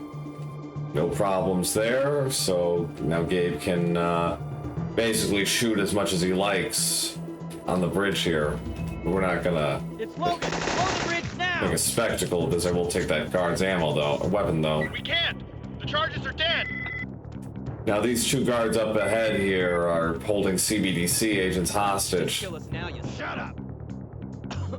Is that all you got? I said shut So I'm gonna wait for the 2 to line up with one another, and then I'm gonna take them out. What the hell? Ramirez, where's Ferguson?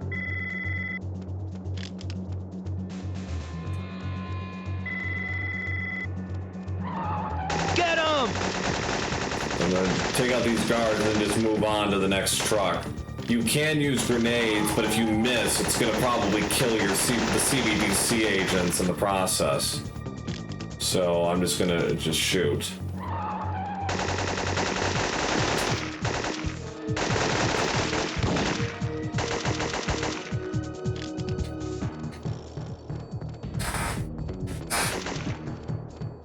Alright, so that's it for the bridge. Now we're gonna go back to Leon. Still trying to work our way out of that Air Force base.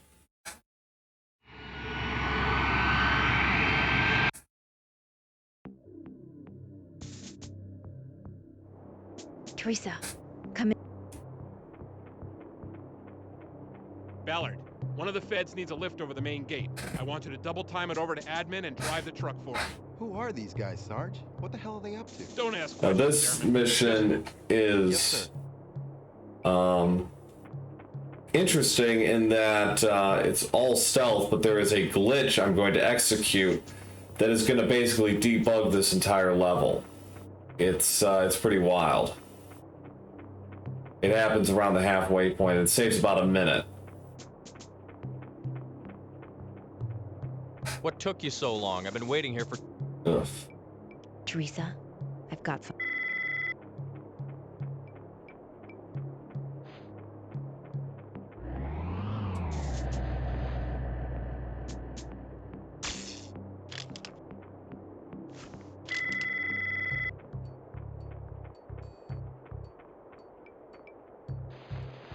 Just gonna slip past that guard there. I could have cut it a little closer, but sometimes he hears you.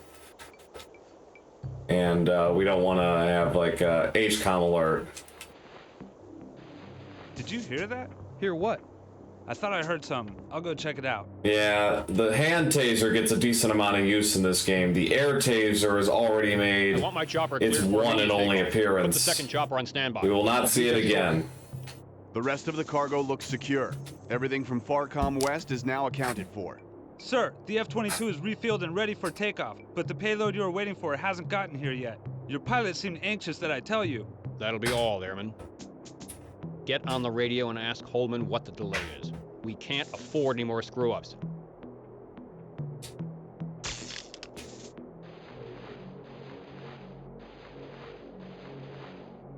Leon, I've confirmed it with Gabe.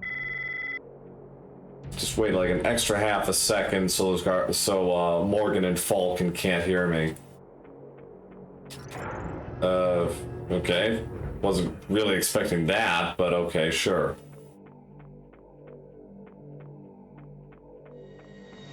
No, sir. I'm sorry, sir. Yes, I have the transport's location, and the tower has cleared me. I'm still waiting for the payload. So here is the skip. Radio Gabe. Basically, this guard here, I'm going to have him go to a certain spot on the radar, and then I'm going to move away from my position. So if you don't, I'm not going to do anything for the next 15 seconds. So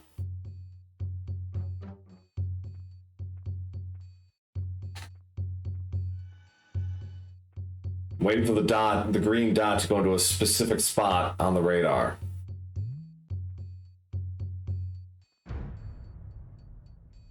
Okay, we're good. So now every guard, and this is gonna be fun. Every guard I run past is gonna do something. Is gonna act completely against what they're supposed to.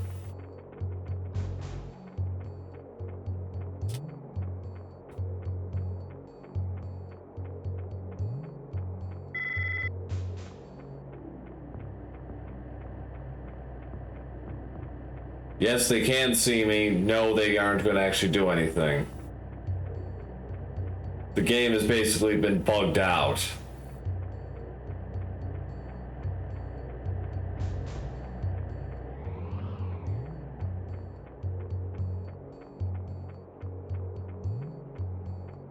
Now, there is a way to actually shoot one of these, to shoot Morgan.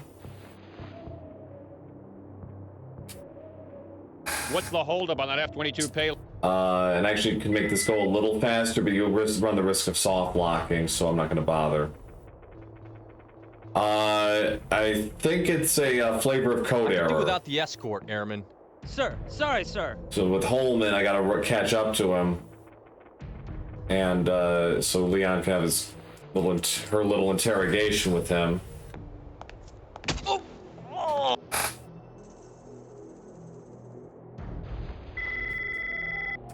So.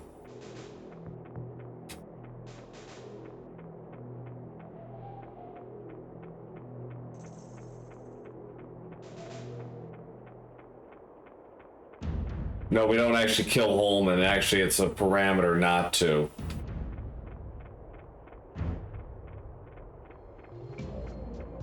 The story makes it a little clearer. Basically, she and Holman went through agency training together.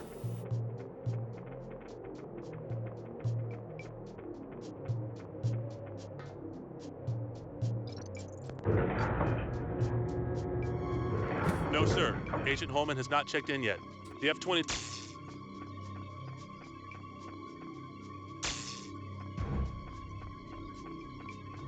Yeah. All right. Yes, Leon really did just go through the floor there. No, I don't know why. It does that a lot.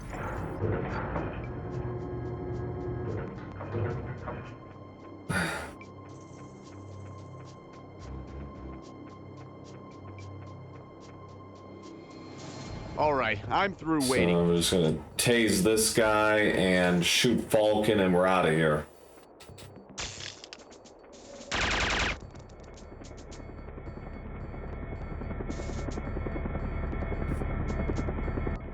Teresa, I've got a ride.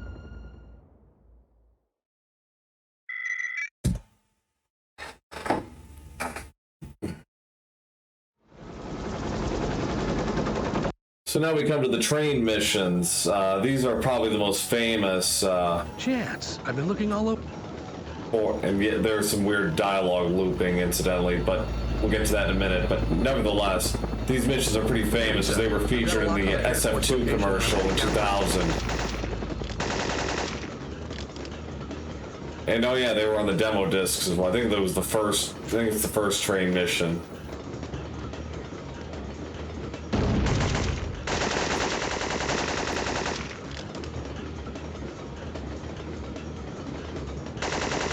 So these two guards up there, I'm just gonna ignore them, and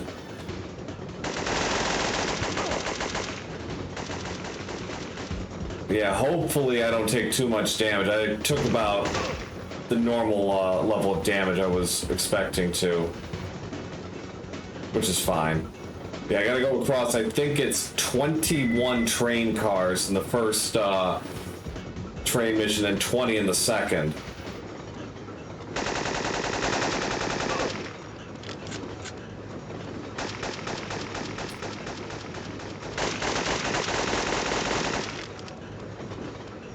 That's certainly a good way of interpreting it, that they do make them more exciting. It's certainly a much faster pace than what has come before. I mean, the first 5 missions are...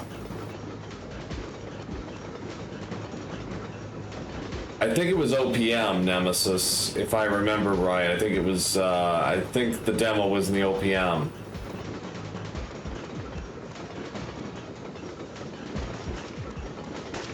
So the last 5 cars here are going to be in night vision.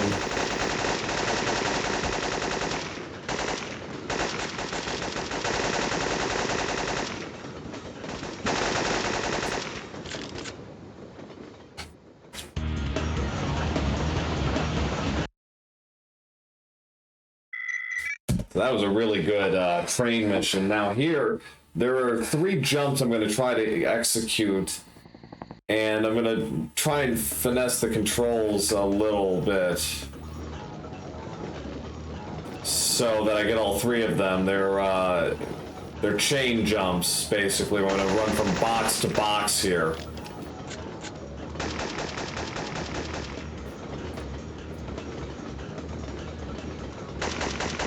So the first one is coming up here. So I'm going to actually slow down and then run.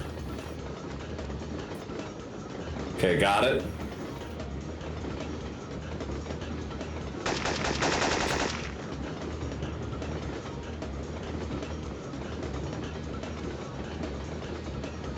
So yeah, that was jump number 1. Jump number 2 is after this sequence up here.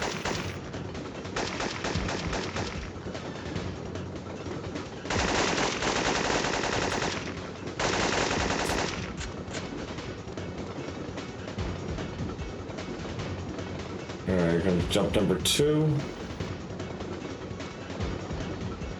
Okay, 2 for 2. What's the holdup on that F-22 payload? It should be there. I cleared it through the gates myself.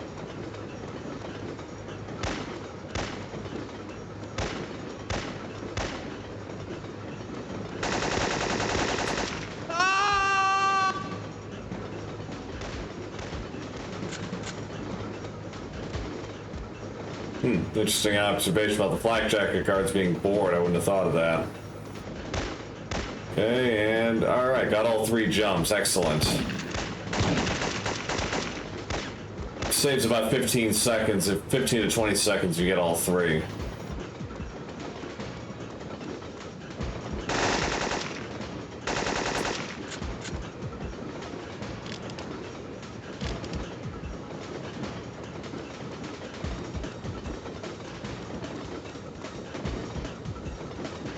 Leon! I've made it to the engine, but this train isn't gonna stop in time. Time for that backup plan. Right. I'm in position now. Are you ready? As ready as I'll ever be. So train missions went really well. Very pleased with that.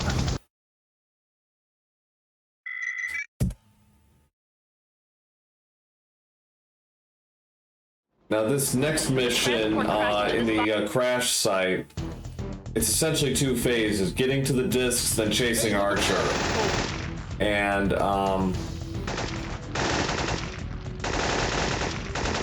the only real danger spot as far as Gabe dying is here in with the sniper guard. Otherwise, this is pretty straightforward, though Archer can be a problem at the end if I don't get the headshot right away.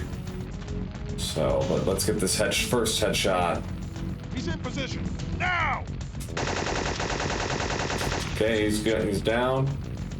Now you may remember that there are going to be a lot of headshot-toting guards after me after this little cutscene with the data discs.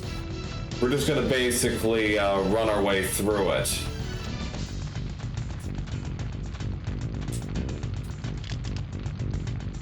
Logan!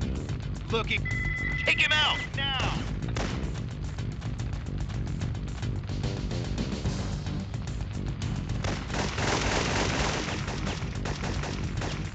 Red team, he's south of your position. Move in now.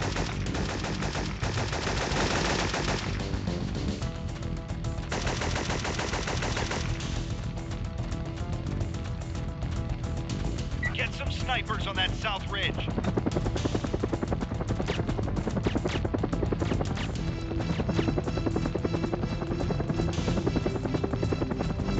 There's Archer. Perfect. Really strong finish to disc 1. So long, Archer.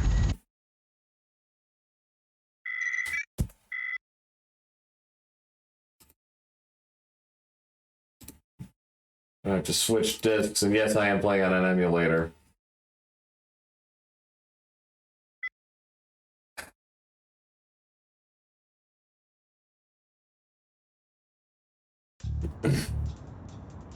We were right.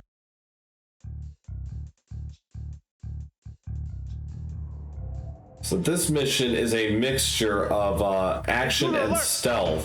With the agency guys, I can be overt. With the army guys, I have to be stealth. Logan's in the building. Get more men in here. Now, normally you're actually supposed to get into a gunfight with these guys, but if you just run straight back, you're in the clear. No, it's a good question. I am running the PAL version. PAL is faster than NTSC for all 3 games.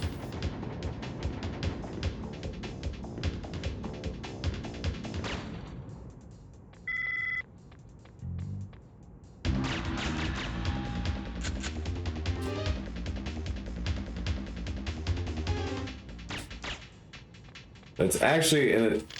Yeah.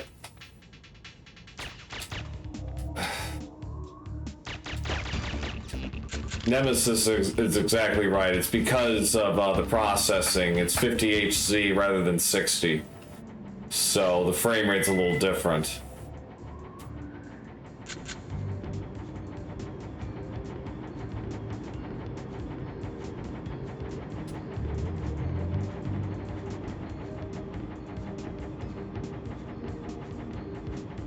So we have this crossbow here, and we're gonna use 4 of the 5 shots in this stage. We're gonna save 1 for Morgan, if needed.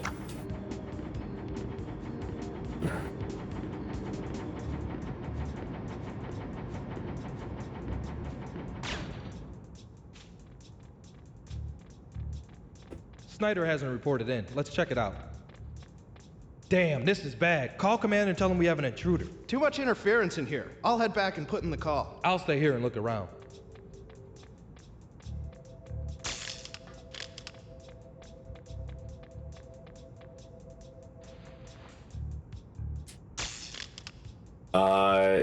You are exactly right, Nemesis. That's exactly how it works. So yeah, that's why PAL is faster for this, and for a few other games, I might add. PAL being faster than NTSC for PS1 is not uncommon. Hi, Booba! My comrade in Mario 3 Randomizer Arms. Thank you for the raid. It's hot. Is this last month's issue? Yep. I don't think anyone will miss this. Do you? So we're just gonna let that guard walk past. We're gonna slip right past them. So I'm gonna use my second crossbow shot here on this guard that's gonna be walking past. And this is a tricky shot, but I should be able to get it no trouble. But okay. Again, crouching while shooting is always a good thing. Improves the accuracy so much.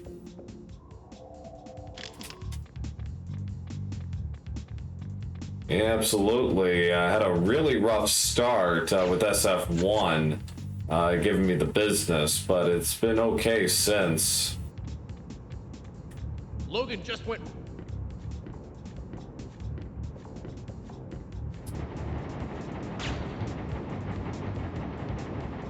Gabe, come in. I'm interested.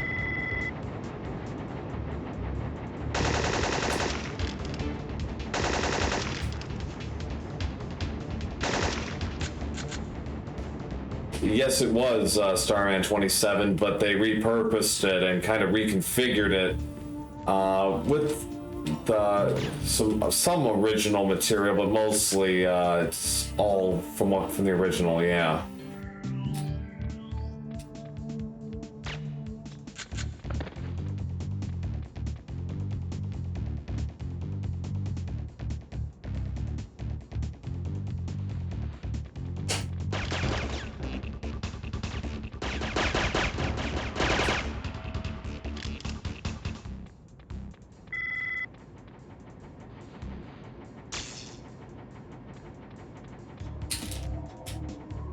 So there shouldn't be any RNG with these two guards here.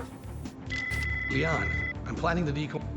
As far as where they're positioned, so you shouldn't have any trouble with them. Sometimes the guard closest to me will actually kind of be moving a little bit, but it shouldn't have too much of an impact on how things operate.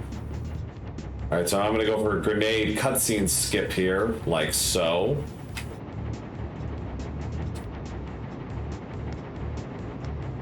Subject is not...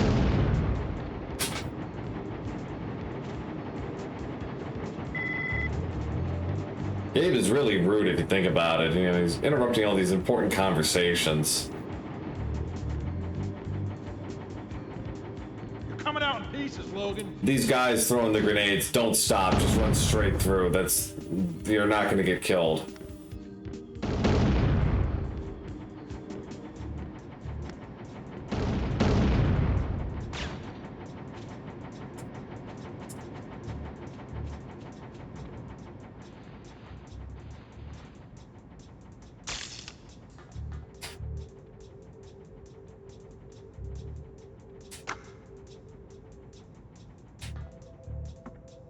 Well,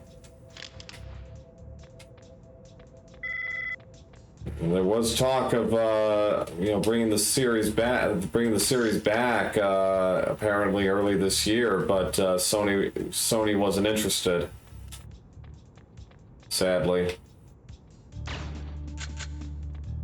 Would have been nice. The series has been basically dead since 2007, so I don't know. It's nice that people remember the franchise after all these years, because, you know... I can't see a damn thing. Command says the power went out.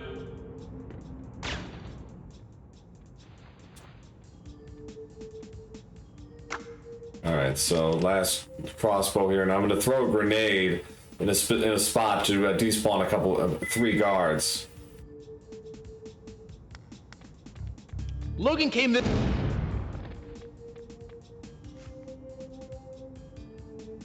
Like I said, Gabe is just really rude, isn't he? You know, he's interrupting all these conversations.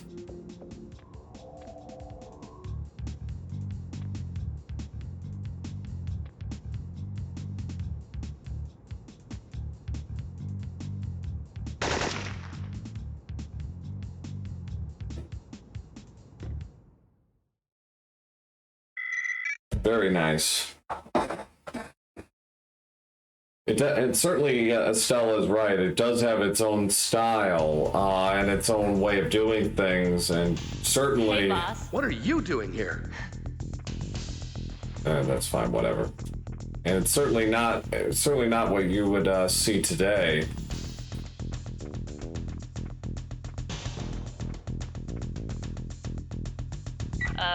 Gabe? So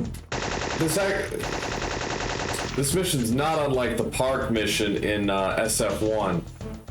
Protect Teresa this time while she defuses bombs from bad guys.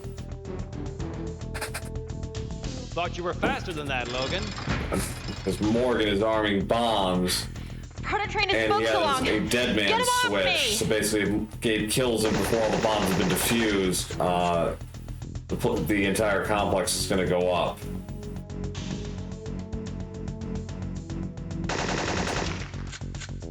So you're going to see me grab onto this ledge here, and the reason I'm doing this is because this will mark Gabe's spot F2. during the cutscene rather than having him sort of follow Teresa. Oh, look. Let's head back. So this saves about 5 I don't think seconds. there's any more armed bombs in the chain. If you see Morgan, drop. I'm gonna do it in a couple of other spots, and I'm doing another spot in this level, and there are gonna be a few other cases where it's gonna pop up. He's in here.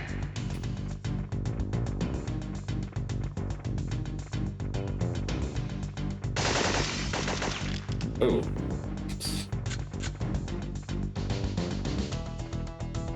So here I've got 4 guards. 2 are going to be coming up this Let him go, Gabe. area. I need you to watch my back. 2 on my left. Get rid of the guys up front.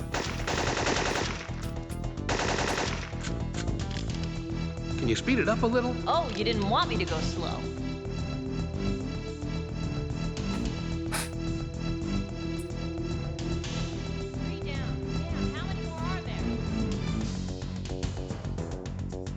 There. Gabe, we gotta stop Morgan before he... I've got him in here! Hurry!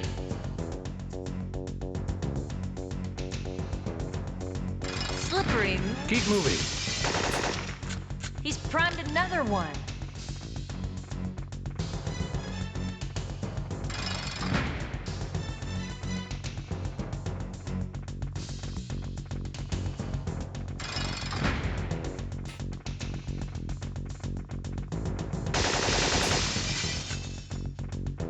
Alright, so last bomb here, there's just one guard in the corner I have to deal with, and that'll trigger the cutscene.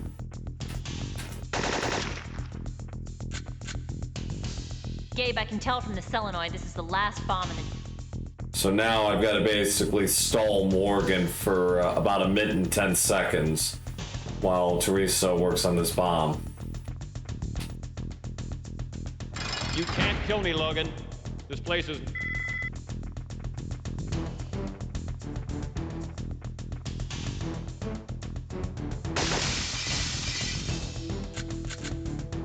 You know, it's not too late, Logan. I just triggered that so I can actually see where Morgan is on the radar. The agency can still use you, and don't forget, we're Leon's only hope for a cure. And I could have guessed, but I'd rather not. Do you have any idea what Siphon Filter is going to do to her, Logan?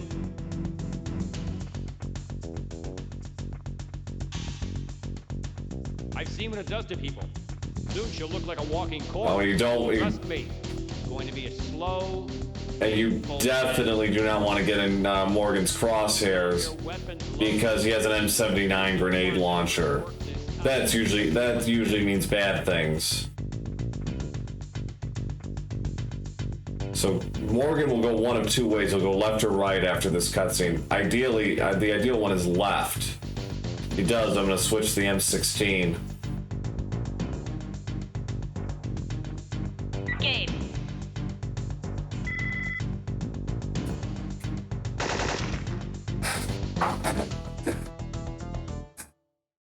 Just like that.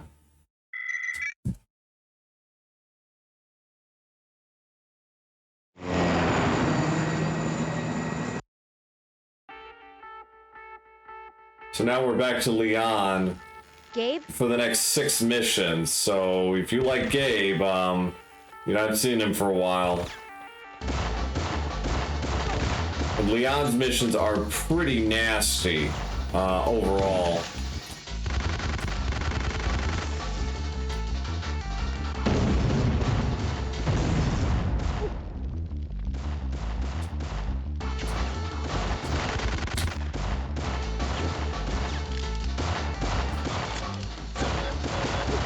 Ooh, boy. Not what I wanted to see, but I can work around this. What fight? He was dead as soon as the cut. He was dead. He was dead instantly.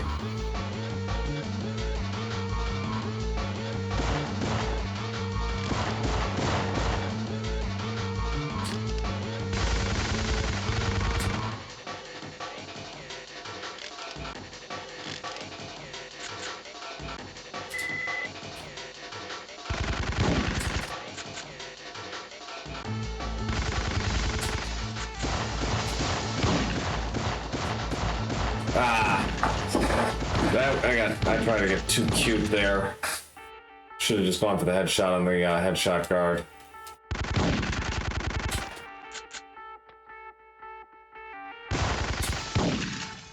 It's fine.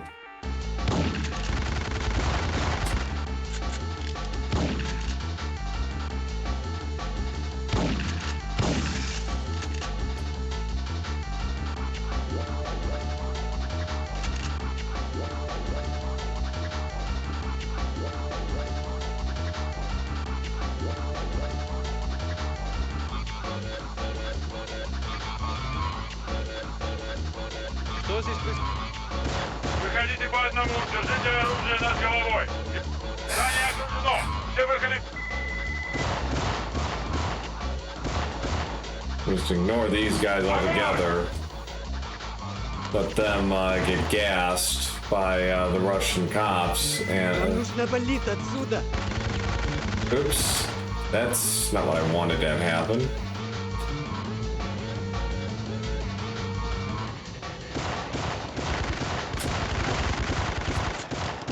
It's fine.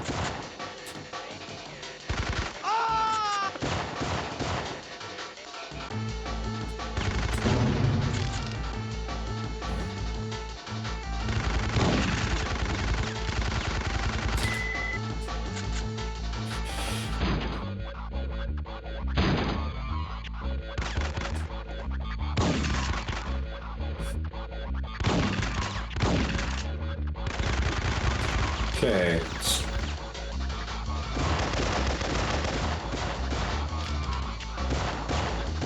So I'm just gonna shoot the window and climb up. Hoping this guard in the bathroom does not hit me. He did, of course. Because why wouldn't he hit me?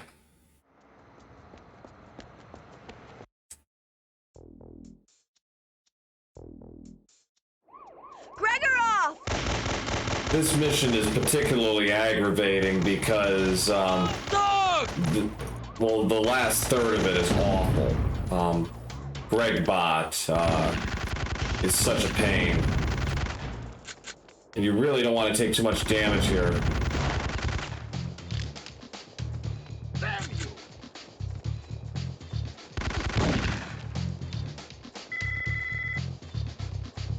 Yes, Gregbot in the next 2 missions is a real pain. Смотрите, вот она! Стреляйте на нее!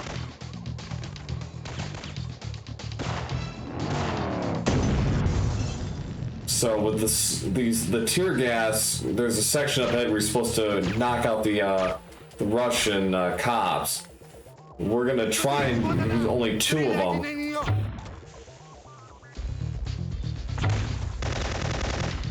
Alright, good. There's the Gregbot.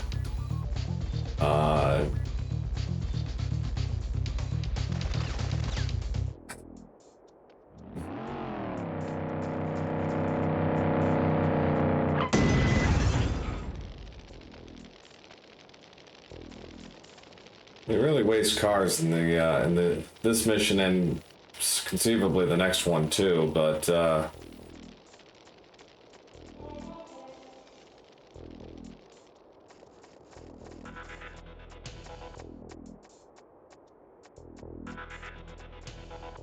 Вон там, наверху, огонь!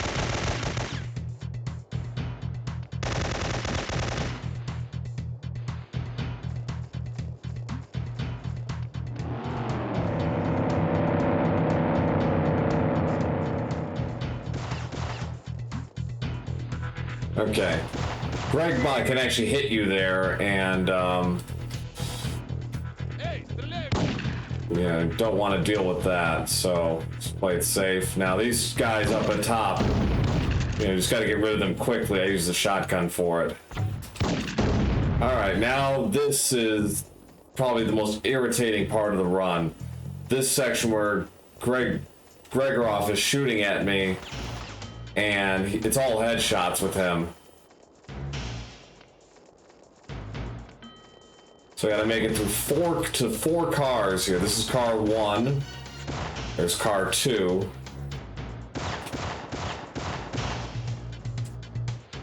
Okay. Oh, okay, it's fine. Now, the passing cars actually can, give you a degree of cover, but it's not a guarantee.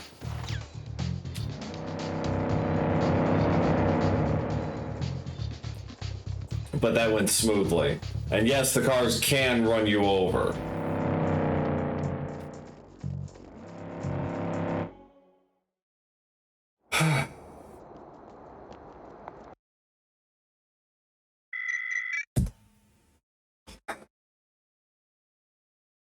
Alright, so now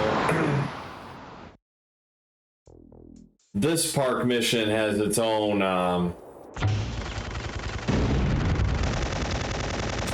interesting, it didn't actually get either of them. Okay, well it got that guy.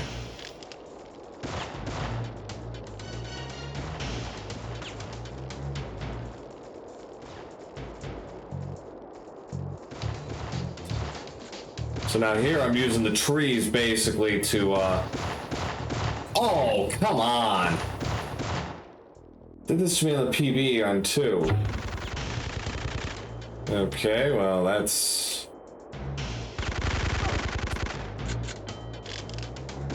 That's Gregbot.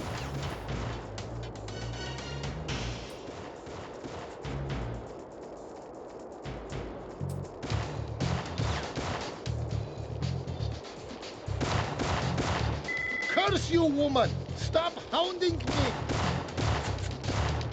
Gregbot is remarkably consistent.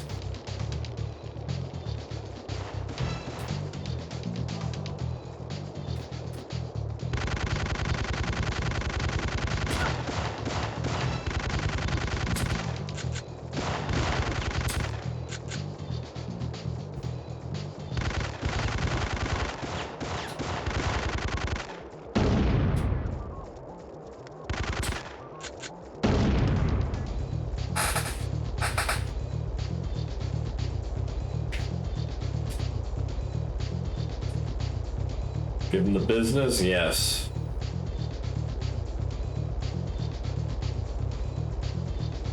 Черт! Ничего не вижу. Ideally, I can set that up to where the guards just kind of don't even are out of range. They're around the corner. That didn't happen this time. Now with this section up ahead, there is a way to actually go past them, all these snipers, without really taking a hit, but it's very risky. So, and after all of the stuff I put up with, I'm just gonna go with the backup. And I'm gonna snipe my way around this section.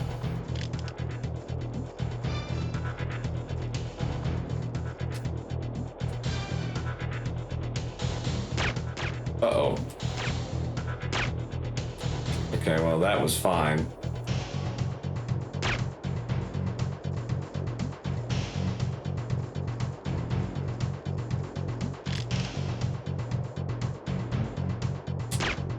Alright.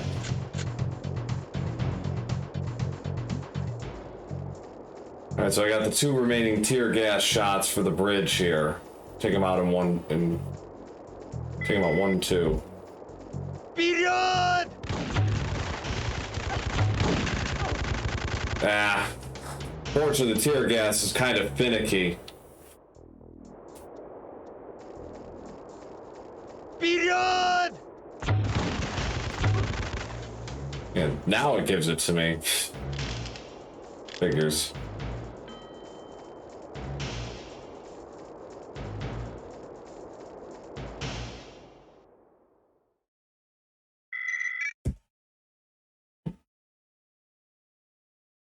So with the Gregorov boss fight, it's pretty simple.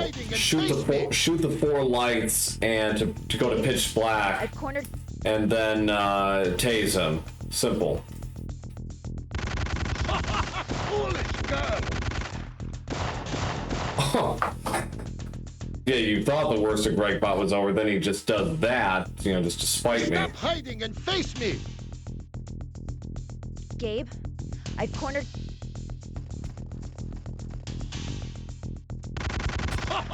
Foolish girl! Alright, that's better. The setup wasn't ideal. Damn you! Alright. Leon.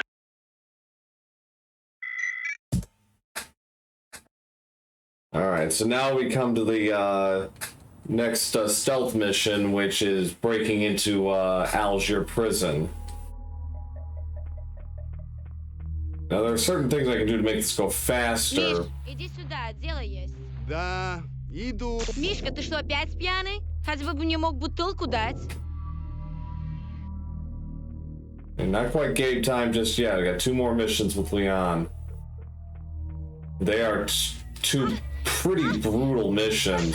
Well, this one isn't too bad if you take your time with it and don't, you know, rush things. The second one can really be nasty.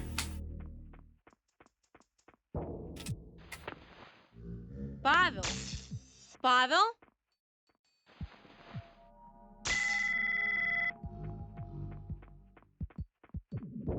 I'm gonna probably just play it safe with some of my strats here.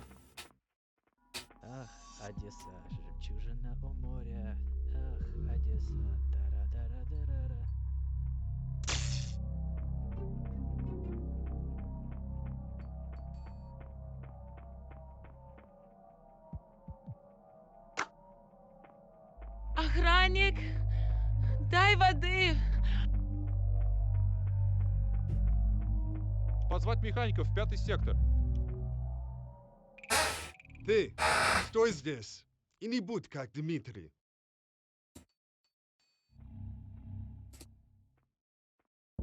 Now I have to wait for a certain spot in the dialogue Какой позор! before I can actually move, otherwise they will see me.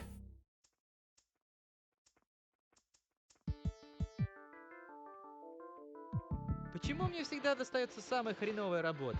There we go. You really don't want to screw this up because this is like this would be like a 90-second time loss.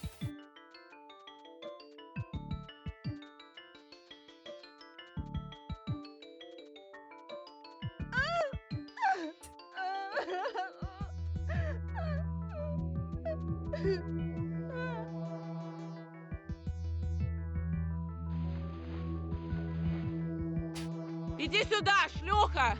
Now that line, "Come back here, you devil." I have a few native Russian speakers in my chat, and they've said the Russian dialogue in this game is actually very accurate, except for that. That's not actually what she's saying. Повезло. А я тут завяз, покуда коньки не отброшу. Или крыша не поедет. She's really saying, like, "Come back here, you whore." But I guess, you know, for whatever reason, they decided, no, we'll just go with devil.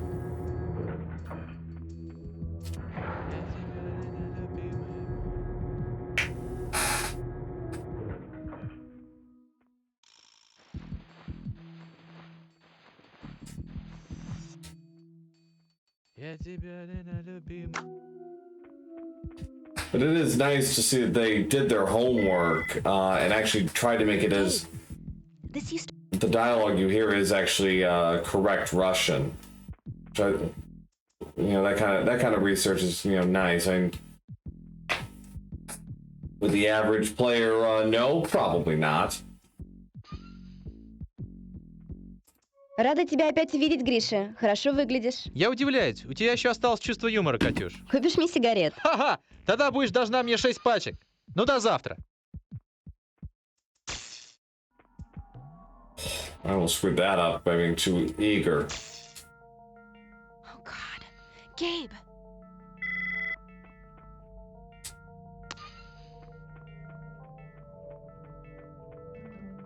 Катя! Эй, Катя! Now there's 2 guards up ahead here.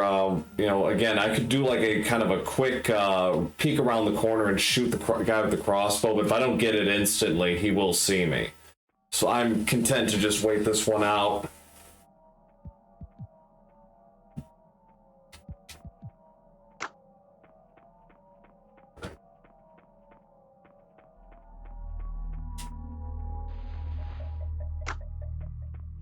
Might as well use your crossbow now, because this actually does not carry over into the next mission for some reason, which is kind of bizarre to me.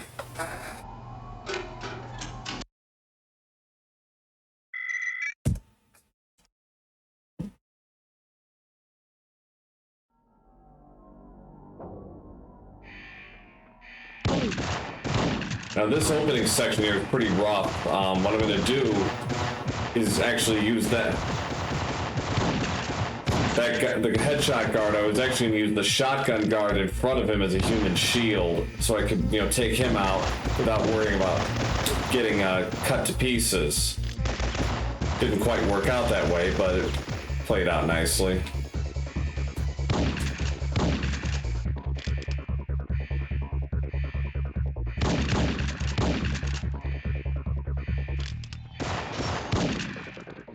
There's no checkpoint until you get to Gregorov, so you got to be careful here. Because there are definitely plenty of places where you can get taken down. Like there, for example. Flak jackets aren't exactly plentiful in the early part of this.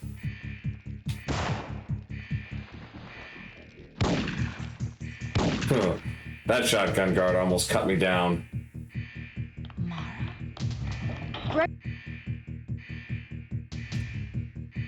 Leon, behind you! Yuri. There's gonna be 2 more headshot guards here that I have to take care of, along with 2 regular guards. I did get him, good. Clear! Yuri, move up! It doesn't help that in the speed run you don't get automatic weapons until now. No! And if I were playing this casually, I probably would have taken out those guards in the courtyard to get some PK-102 ammo for that section. So you gotta be accurate. A lot of action on the other side of that.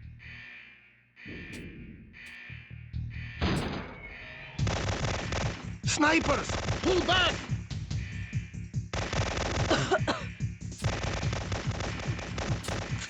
Go! Now we're gonna do a slight sequence break here. Normally you're supposed to follow Gregorov after you go through the gate here. A good shot. Instead, we're gonna go for the tear gas guard now and just take care of this in one fell swoop. The tear gas guard, by the way, can't kill you, as I have unfortunately learned he can be a trolly asshole. Try not to listen too closely to those screams.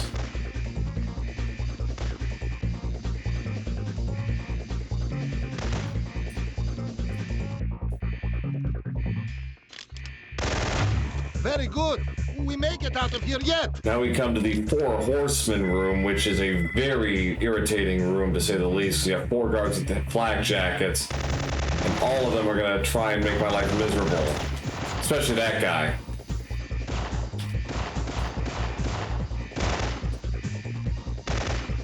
Wow, he actually went around that. Yeah, this 4th guard is such a pain. There he is. Alright, good. I just don't want to burn too much PK-102 ammo because I'm going to need some for the court. I'm going to need some for the courtyard. Here. Now we're going to deal with this corridor here, which has its own peculiarities. Mainly, I'm going to try to avoid killing anybody, and hopefully Gregorov will do the same. Die, you bastard! Behind us! Alright, that's fine.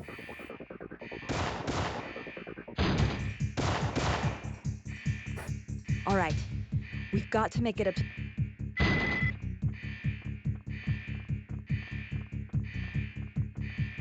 So I'm going to pick up some PK-102 ammo from the 2 courtyard guards, just to make this final section a little easier. Preferably, I would have done that in one burst, but whatever. Gregorov, move! When we get off this elevator, the main thing is I want to be in front of Gregorov, because I don't want to have to be following him. I want him to follow me, because that's going to make this process a lot easier.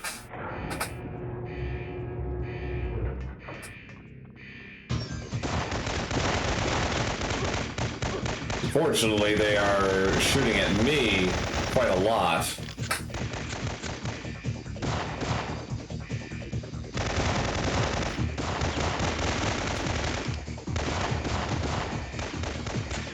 Alright, that went pretty well. Gabe. Prison Breakout is kind of a finicky mission overall.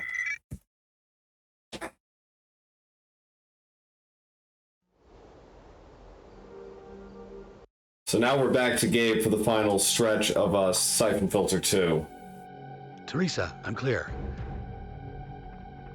And we have the Agency Biolabs mission, which has a couple of sequence breaks that I'm going to execute here. You keep the section secure while I find a body bag. To make this go about 2 minutes faster than it would have otherwise.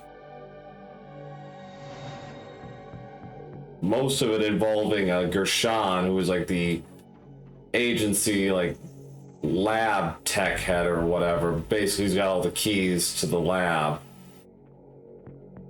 And we're going to skip a few things involving him.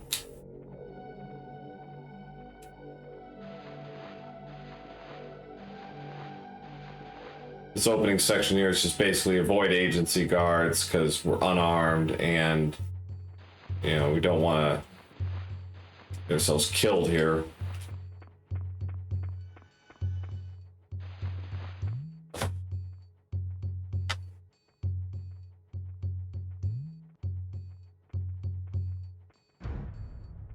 Now you can get around this guard here by going around these boxes, but it's a fairly tight window, so again I'm just going to hold tight and wait this out.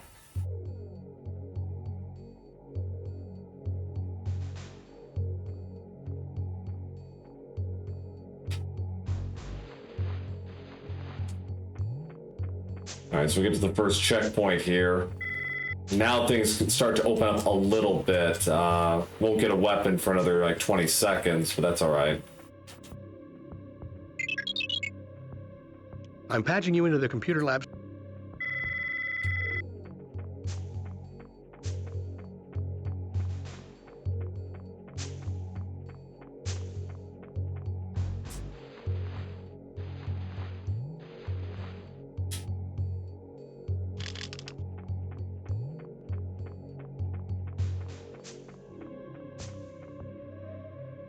Decontamination sequence in progress.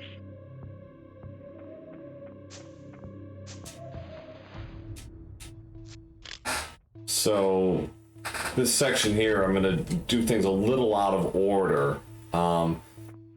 First, we're going to try and have Gabe do a sort of marriage acceptance. Oh my God, you're Logan! I do.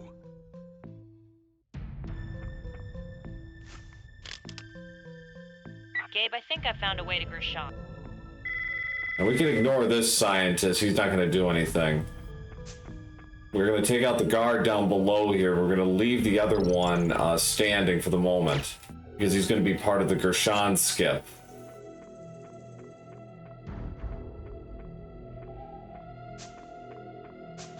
Now, this Gershon skip is a fairly high-risk, high-reward play. But it should work out pretty well. The main thing is Leon's vaccine is taking care of the guard and the vent that I will use to get to Gershon.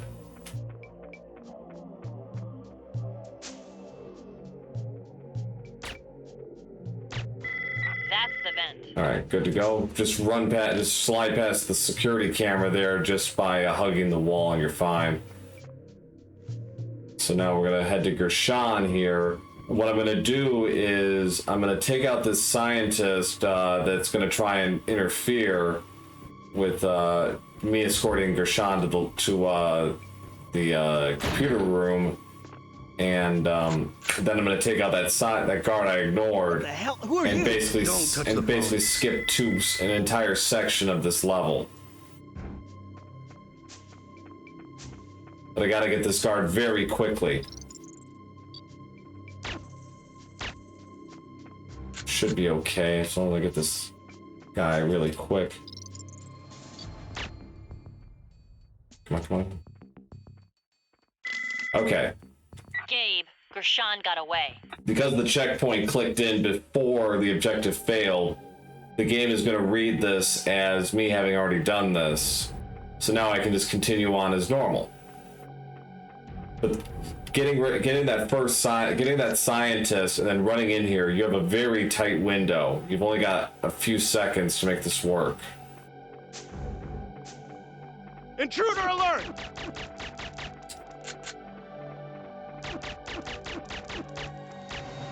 One thing I've learned here is use the targeting button when taking out these guys, because if you actually shoot one of the computers, it's going to trigger the alarm.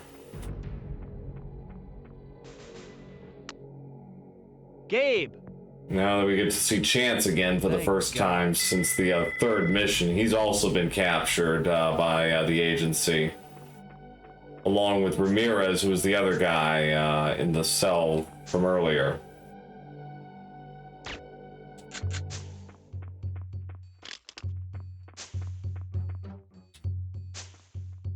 You can see signs of the virus. So I'm going to take out this scientist here. Teresa, they're experimenting on Luke.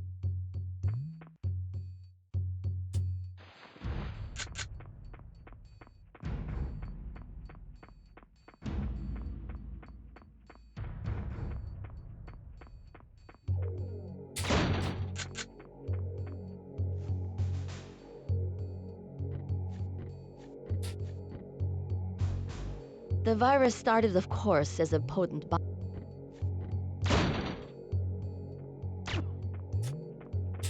Who are you? He's more docile than he normally is, at least. Dr. Weisinger. How good to see you again. Basically, Gabe gets the vaccine, but now all hell is broken loose in the labs. He's now going to deal with a series of soldiers who are wearing full body armor. You cannot kill them. You cannot hurt them unless you blow them up. Get this door open now!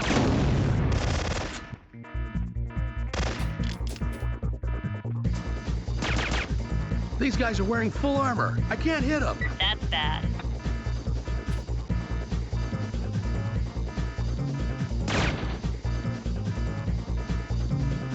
There we go, Naroon. Yes, that's bad.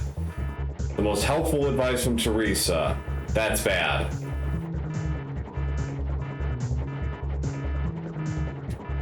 I actually have a emote for that on my channel, as Naroon is showing.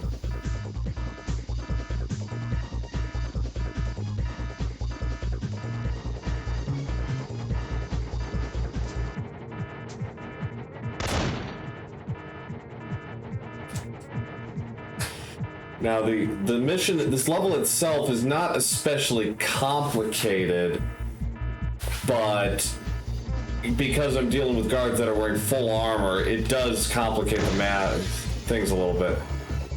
The agency has a lot of bodies. Well, try and get out of here as quickly as I can so it doesn't make your blood spike. This mission generally takes about 4 minutes.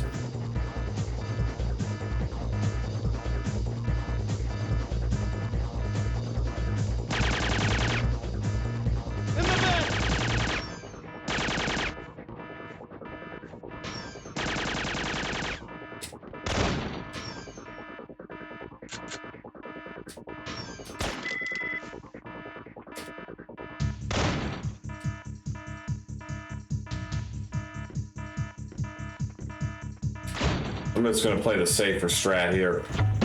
You can actually get through this section with only firing one grenade, but you run the risk of taking a ton of damage. So I'm going to play it a little tighter here.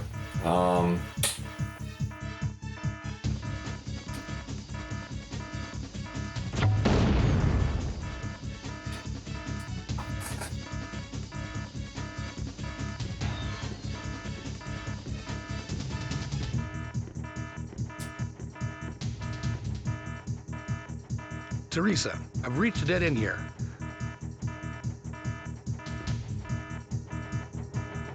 Now, the only problem with playing it safe is I can't use more aggressive grenade strats in the next level, because you can really cut through some pretty dicey situations with the M79 ammo left over. I'm probably gonna have like 1 or 2 shots left over.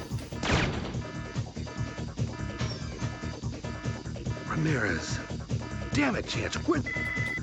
Poor Ramirez never had a chance.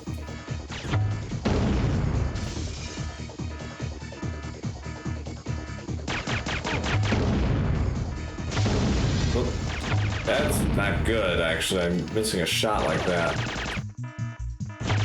Now I've got no grenade ammo for the next level.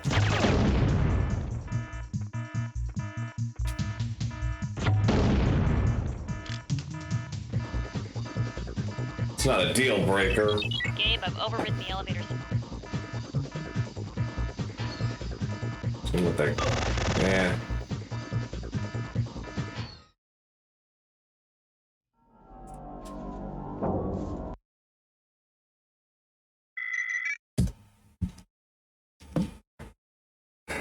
All right. Teresa? Probably a dumb idea, but I'm just gonna carry on.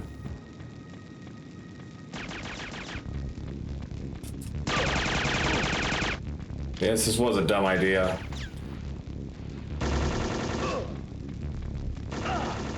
Yep, shouldn't have done that. Should have gone for the flak jacket. Teresa? I'm just gonna go for the flak jacket this time.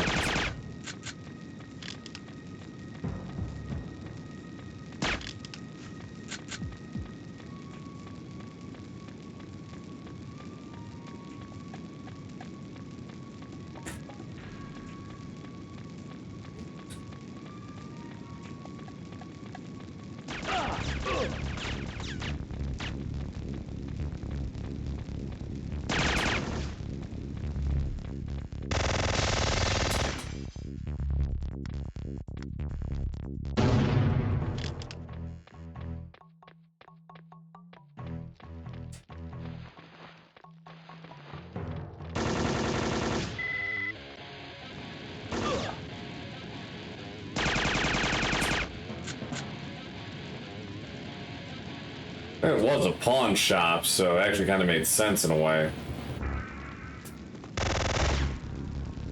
Gabe, I'm picking up SWAT raid.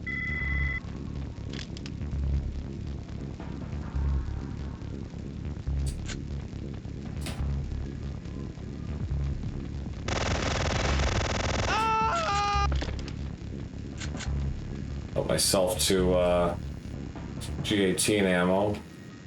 Hang in there, Ross. I'm on my way.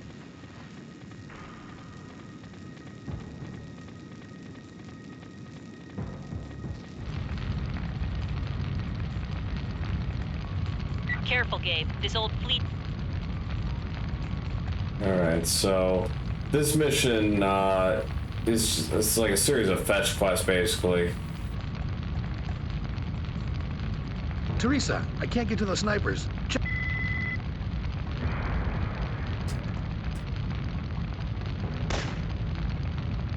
Found it. That SWAT team home. We basically got to save the SWAT teams from two snipers. One of which is basically a freebie. And the other one is going to take a little bit of doing.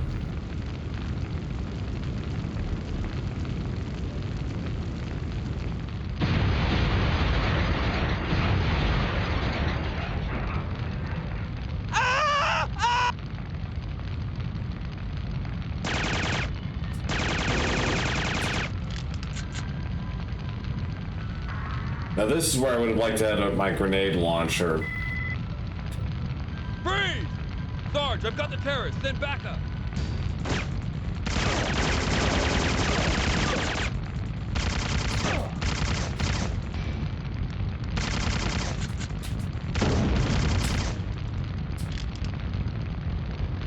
Jeez, I burned through so much ammo.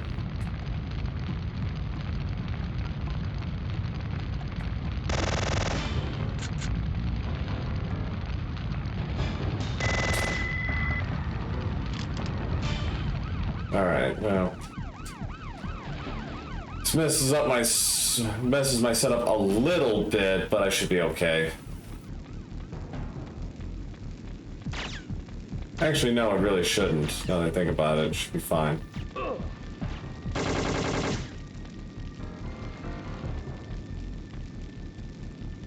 Gabe, I'm receiving a distress signal. Stop. Throw down your weapon. Place your hands behind your head and lie down. Gonna wait for the truck to run this poor SWAT officer over. Now we can continue.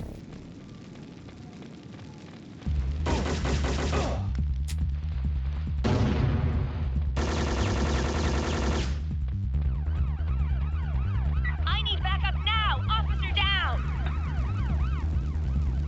Who are you? Doesn't matter.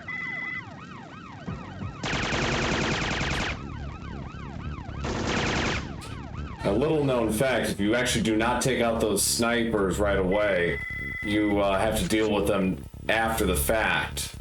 And that's kind of make the section a little more problematic.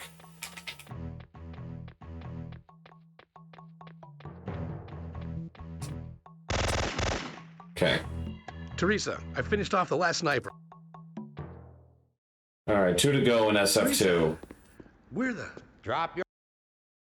That death, unfortunately, was costly. There's some other problems as well.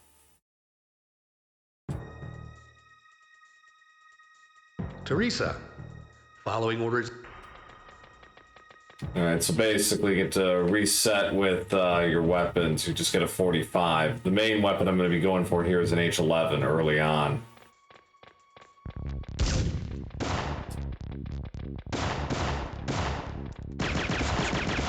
Oh yeah! Agency training's really coming in handy now. As it was with some of these other levels, we're going to be kind of doing things out of order. We're just going to go and drain the sewer tunnel right away rather than keep up, old man. triggering the cutscene where we would learn about, oh, we need to do this. Since the game basically says we don't have to.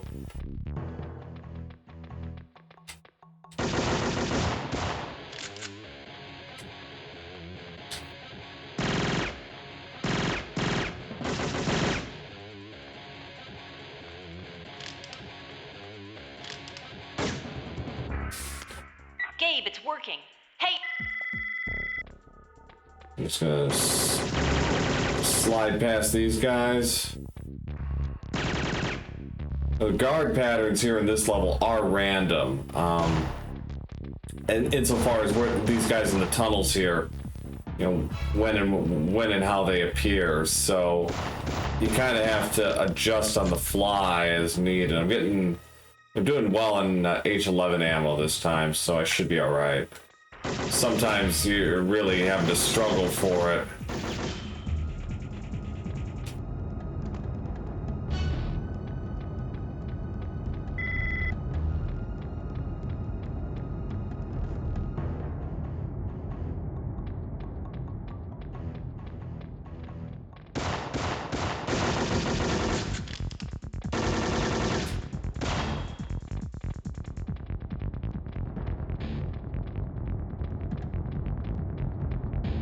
Use H11. Get those two. And him.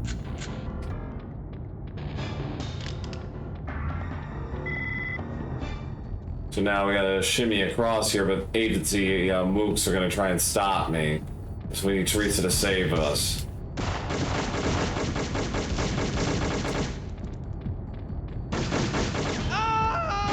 Or not. What would you do without me?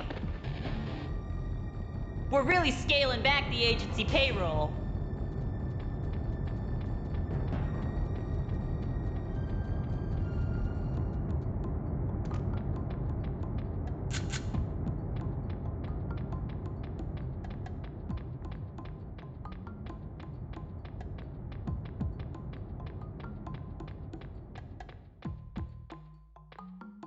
Gabe, over here.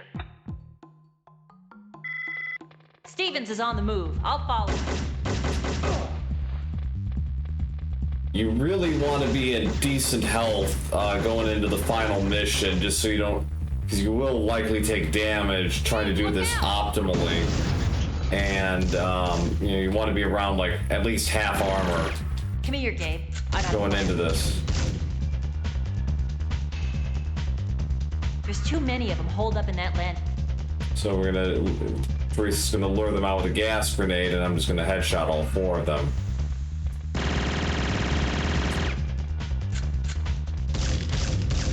Split up. I'll take the stairs, you try the ramps. Radio if you find Stevens. Got it. I'm gonna use the HK5 on this guy here. And then I'm just gonna, because the H11 is not a very powerful gun at all. It would take like half the magazine to get rid of that guy if I were just doing body shots. Just gonna roll our way up the stairs. I'm gonna use 2 M79s to take out these guards.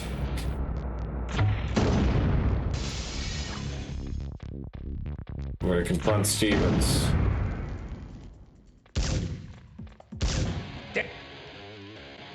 You. And down goes Stevens. You're too late. But as we're about to learn, Chance has been a villain all along.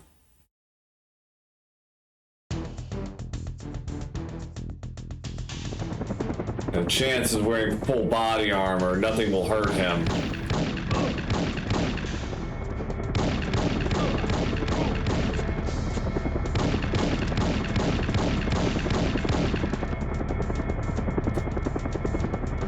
The only way we can hurt him is by knocking him in.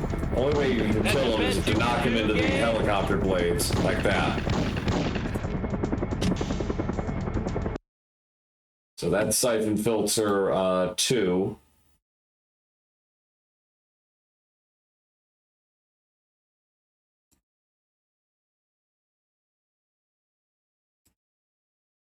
All right, so down to the wire here. 1 to go. I can't believe she's gone. She'd be alive.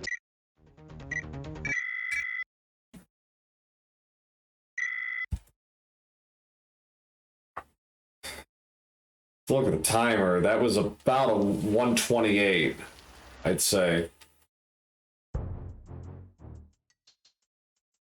Better than my PB run, but only by about 45 seconds. Too many silly deaths. The Siphon Filter 3 is the easiest of the trilogy, but it has a couple of drawbacks for speedrunning. Most of it is in the first 2 levels, which has a very high degree of RNG. You'll find your loadout in the tub. Particularly in the second mission.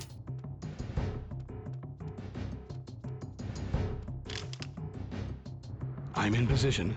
G-House should be in... So, here we go. So we get to play sniper and take out all these guys. Got it.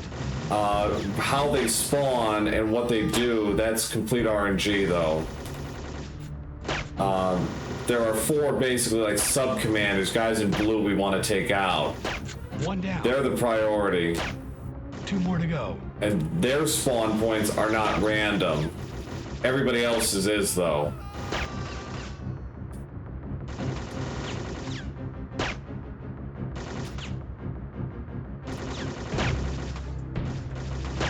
One more.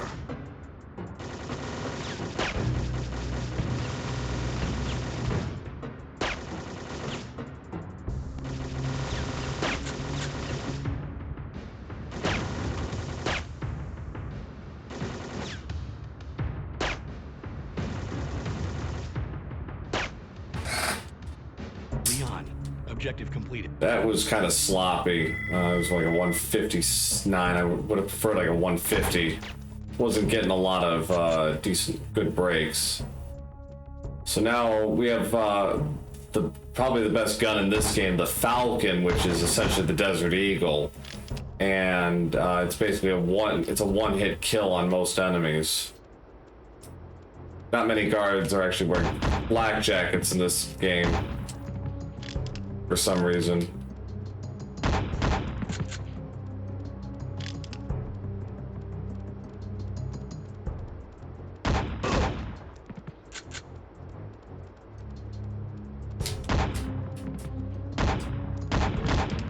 Now, I did say this game is the easiest, but the enemy does have one distinct improvement here, and compared to the first 2, and that's close quarters. Close quarters combat. If they get up close to you and are shooting, you're pretty much dead. So you really don't have a prayer. So you got to be very. So if that does happen, you got to be ready.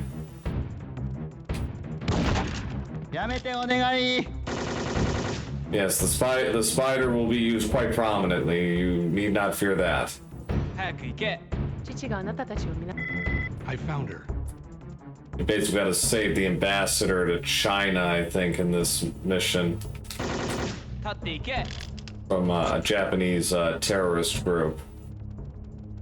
Why? I don't know. It's because they decided that would make for a good mission. I don't know.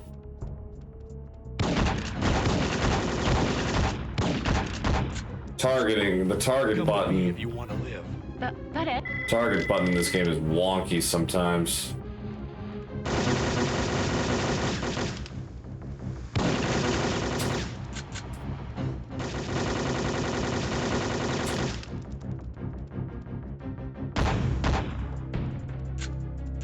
Not a great start.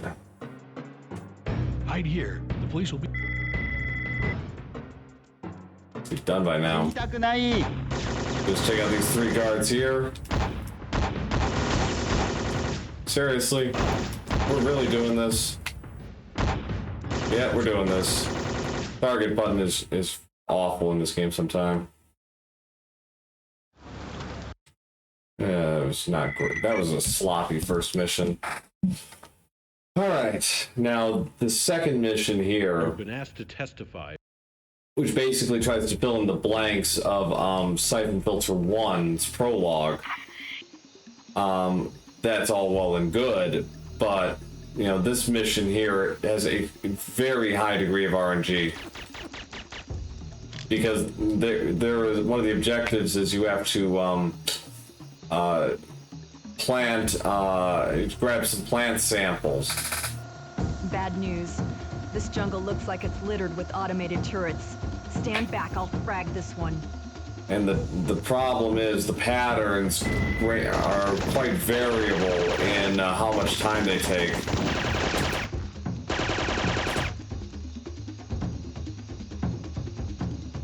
Well, no, I really hadn't planned on, you know, aiming for the guy 30 meters behind me.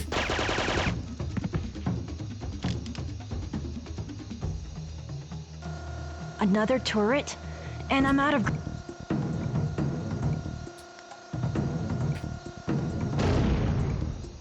Use this tree for cover. So yeah, Siphon Filter 3 came out in November 2001. It was actually supposed to come out in September, but 9/11 knocked it back a couple of months.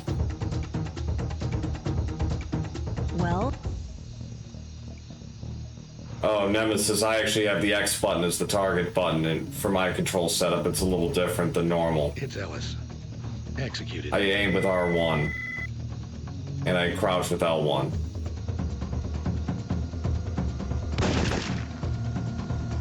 So, okay.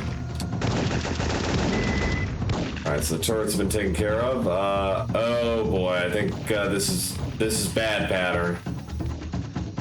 So, ugh. I have to make absolutely sure, but I'm pretty sure this is bad pattern.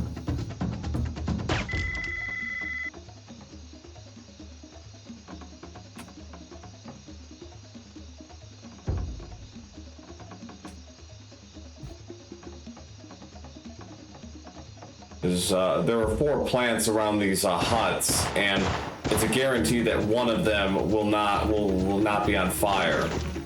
That helps inform the pattern. Airstrikes on their way in. So normally you're actually supposed to sabotage the chopper by like, just cutting the engine, but a grenade will do fine too. Just got to make sure it actually hit the... I aim for the window, because sometimes you throw the grenade, it'll actually go through the chopper for some reason.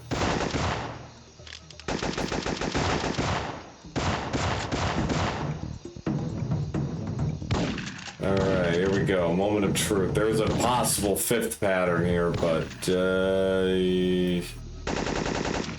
Yep. Yep, this is bad pattern.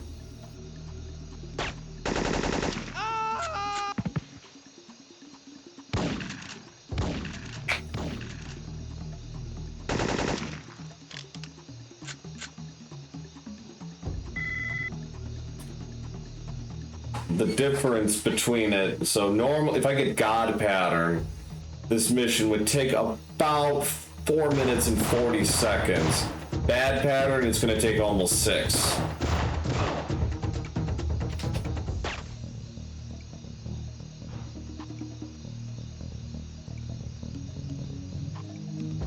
Yeah, that's what I was afraid of. Keep hoping against hope, and you know, look where that got me.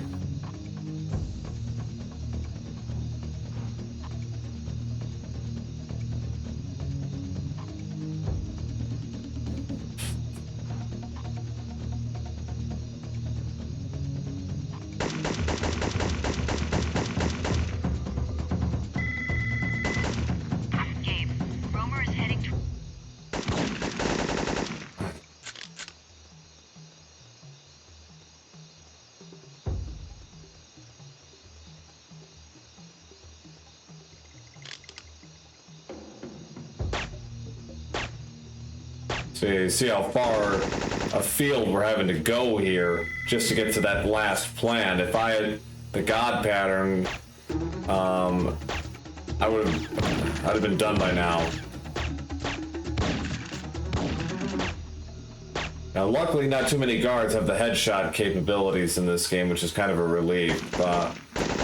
There are a few, but they don't make their presence too known.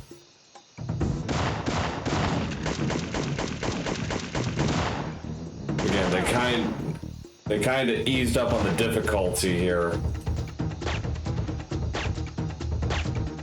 Now, in this final section here, you're supposed to need a mine detector to get through this minefield. Well, there's a much easier way of doing this. Careful, Logan.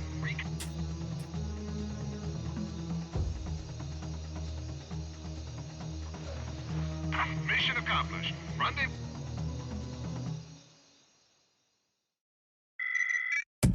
Yeah, that was like 6 minutes and change, that level. Leon had discovered that Romer was readying a cargo plane for escape.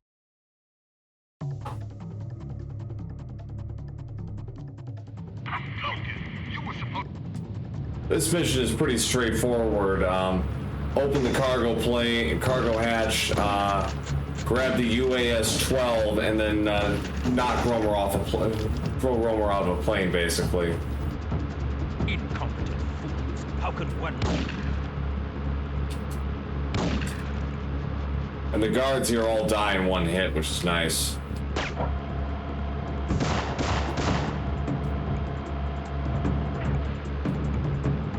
Come on. There you go.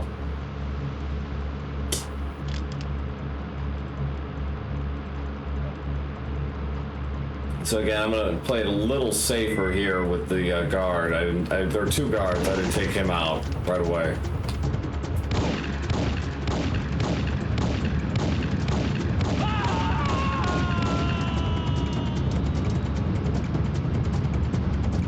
Got it.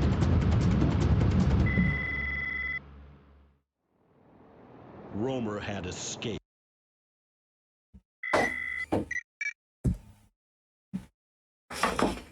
Alright, so now we actually get to play with a new character as we go through this flashback nonsense that they use as the narrative device to bridge this game. It's a mix of present and past missions. This is with Mujari, who's fighting for apartheid in this mission in the 1980s. Fighting against apartheid, I should say, in the 1980s. The purpose of this mission is to sort of show the origins, if you will, of Siphon Filter. Now, this mission has a couple of sequence breaks I'm going to take advantage of.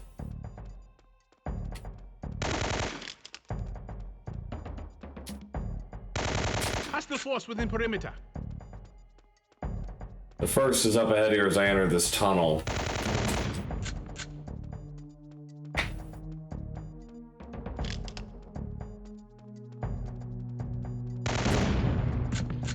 So I'm gonna arm the, I'm gonna take out this card, and then I'm gonna arm the gas grenade. And Normally, I'm supposed to run up to those guys and save them, but with the gas grenade, for some reason, yeah, we'll just skip that part. Twist it around.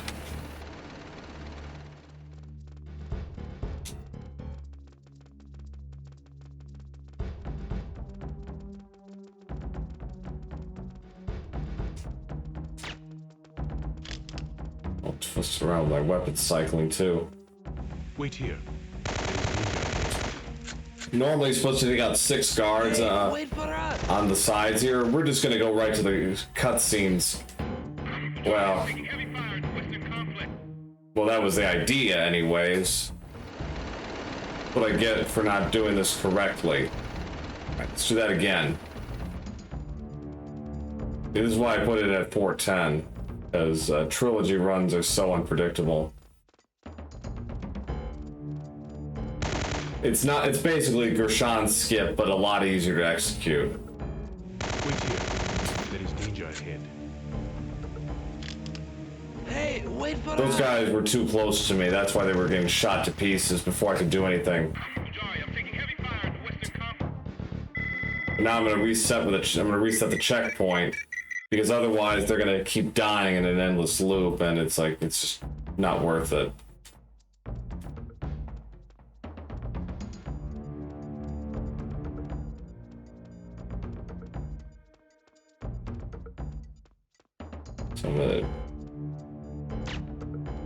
Because I've done these sequence breaks, the game is going to get more aggressive on me.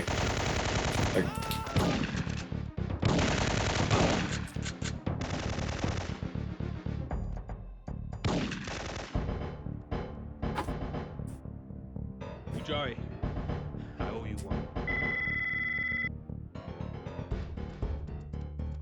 So... yeah, and that hanging glitch again is kind of a carryover from SF2, just again saving me a few seconds by putting myself in a good spot.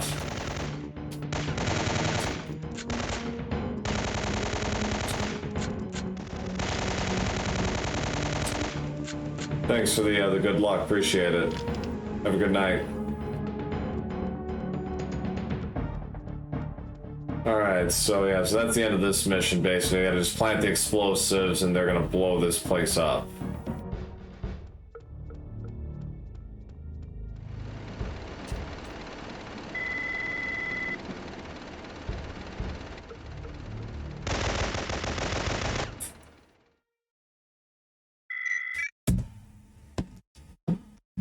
So this next mission has got a few more sequence breaks. Normally we're supposed to talk to the mine foreman. We're not going to do that here. We're just going to skip him.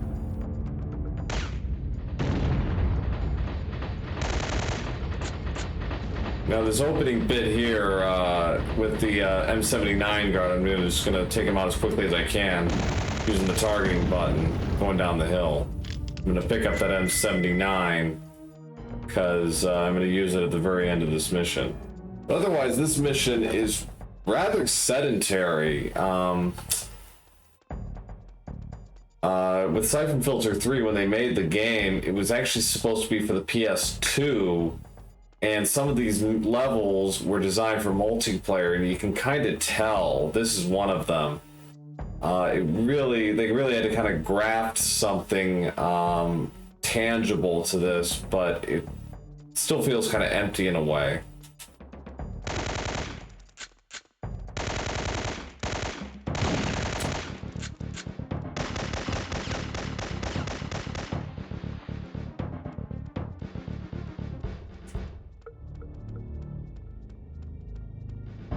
Just gonna ignore these guys.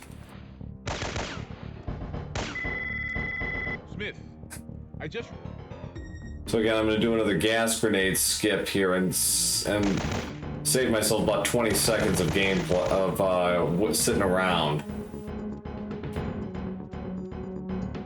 Why it does this, we're not really sure, but it's a nice way to move things along in this game. Press W to send the transmission. Go with God, my brother. There's another one! Oof. Okay, I'm fine. None of the other guards are gonna hit me, so we're fine.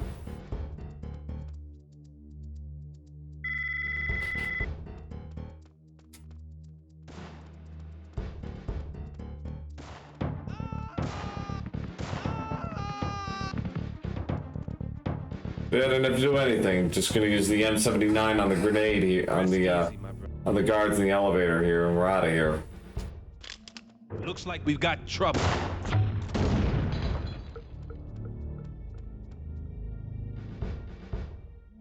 Stay here. Yeah, there does seem to be a trend, doesn't it? With the, always being the shotgunners.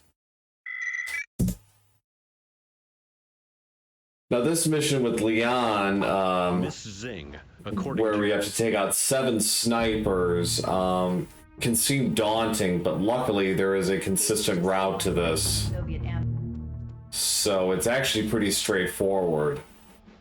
It also introduces the AU-300, which is a seriously powerful gun because it can shoot through walls.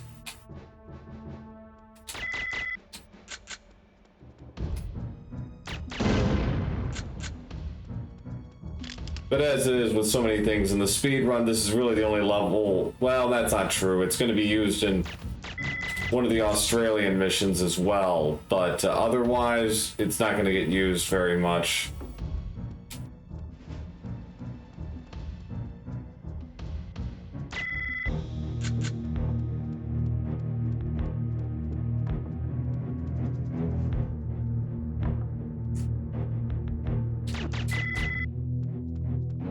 Here's the AU-300. I will actually use it a bit here because I really don't have any other weapons.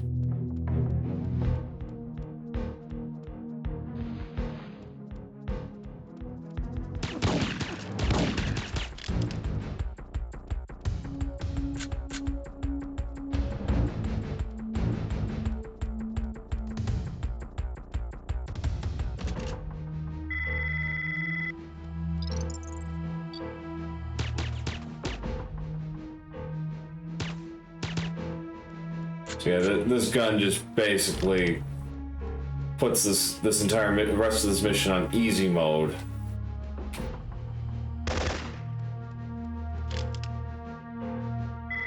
Get out! It's going to blow!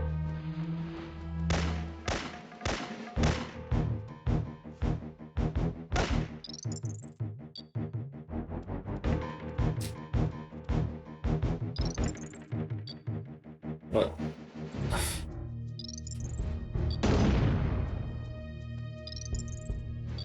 How did that happen?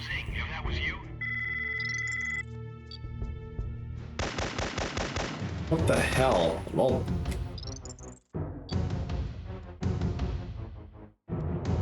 where the hell is the guard?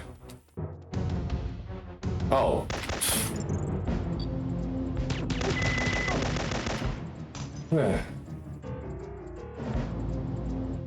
I got myself twisted around there.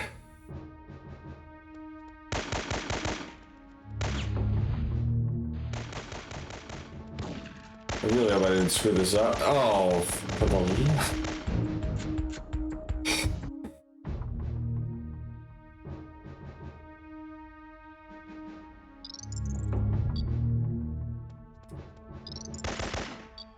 You know what? You're done. I'm gonna...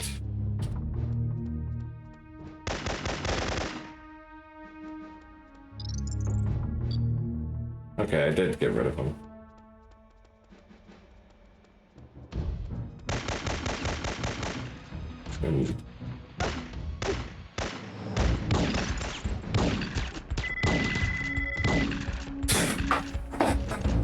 And usually I can control the wackiness, but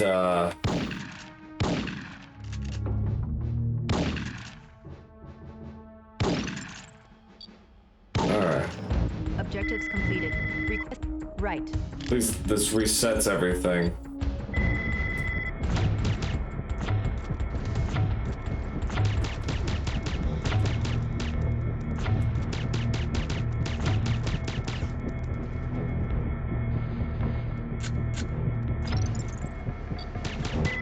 Ugh. Hostiles down.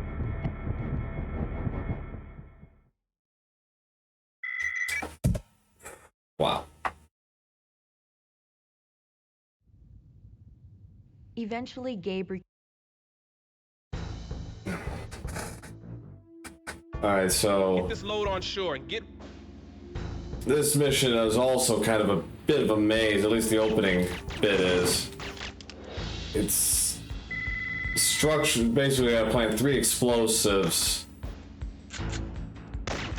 in the holds, which is by itself not very hard, but it can be easy to get lost in here. Luckily, it's basically all done counterclockwise. But there's also, like I just did there, that's a cutscene skip. Because otherwise, I'd have to listen to these guys talk, and I'm going to do another one in another 30 seconds or so.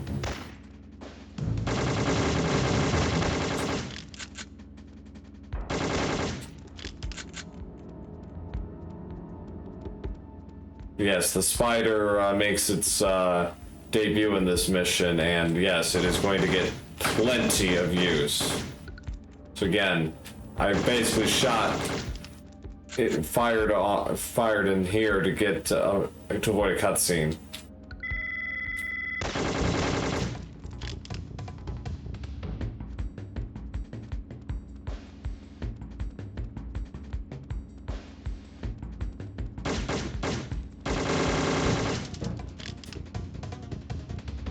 And that's actually a good thing, is the guards in this level for some reason have abnormally high amounts of health. Like, it takes forever to get rid of these guys with normal weapons. The spider is going to take them out in one shot apiece.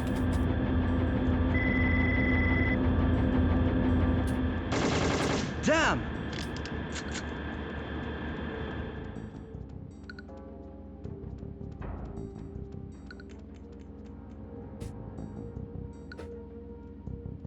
The captain's busy.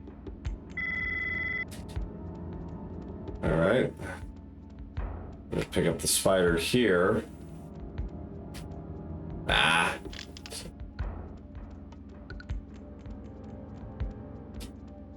Oh my god!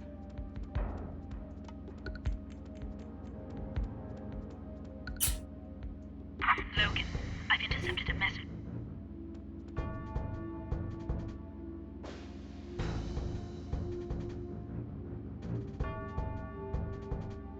Don't rest yet, Logan. So I'm gonna grab the manifest and take out the captain, basically a 1-2 punch.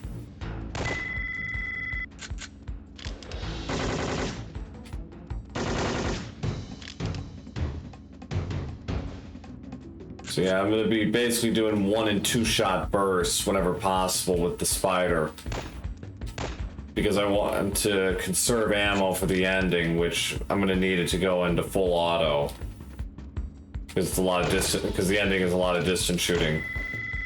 Head back to the cargo holds. Out.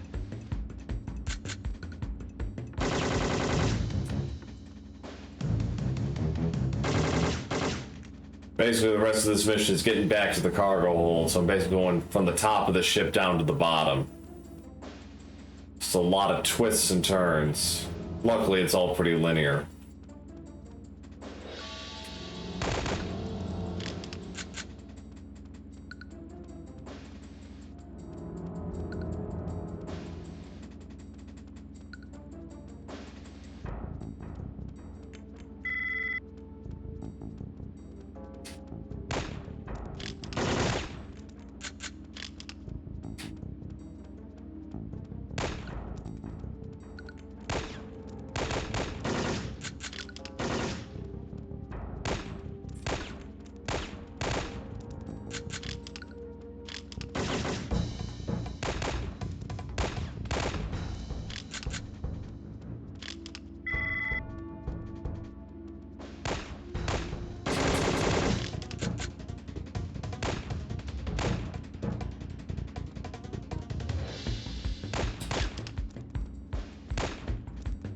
Basically want to have 60 rounds left by the time I get down into the final section of this mission. So I'm in pretty good shape at 79. I got to deal with like 2 more guards.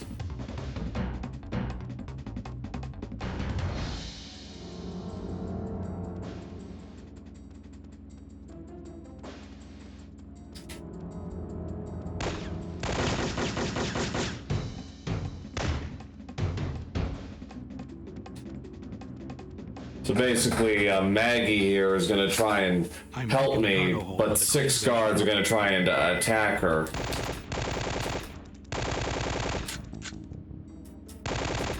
Three from the left, 3 from the right. Pretty straightforward. Going up. And that's the end of the mission.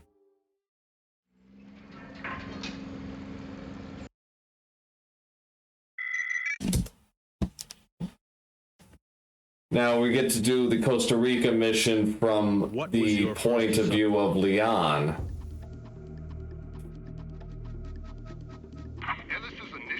And this mission has a couple of sequence breaks as well, including a big one early on. So the UAS-12 is actually going to get the most use in any mission here. It's actually going to be useful.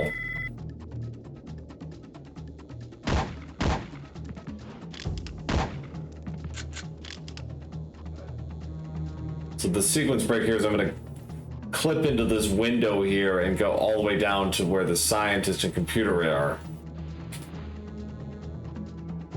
I was only doing my job. Got it. I've downloaded the... I found the main lab computer. Hacking it now. But this does create kind of a sequence break, and the game is going to punish me very hard in about 5 seconds, unless I get really lucky with an insta headshot.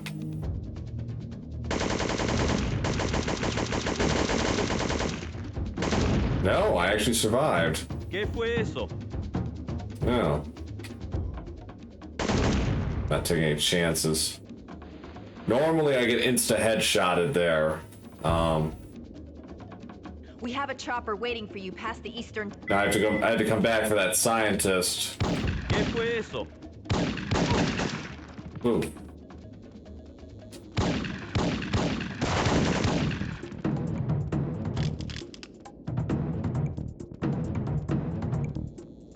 Yeah, getting around that insta headshot is not it happens maybe 20% of the time. Allí. So yeah, the main thing with this mission is destroy computers and save scientists rather than kill them this time. So I'm gonna do another cutscene skip here by just basically shooting.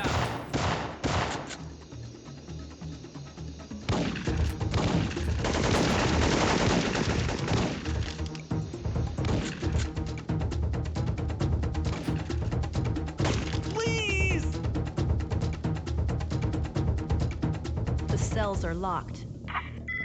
Yeah, that's exactly right, Darun. You see it in Mujari's first mission and here. Otherwise, the game generally doesn't go for that. That's Elsa Weisinger. Arrodíllese. Identifíquese.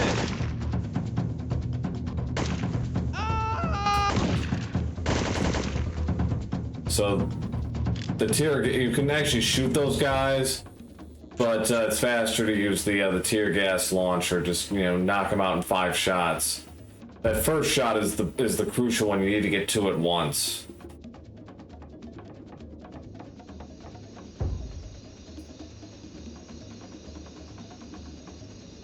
So basically, this entire mission is like a double loop.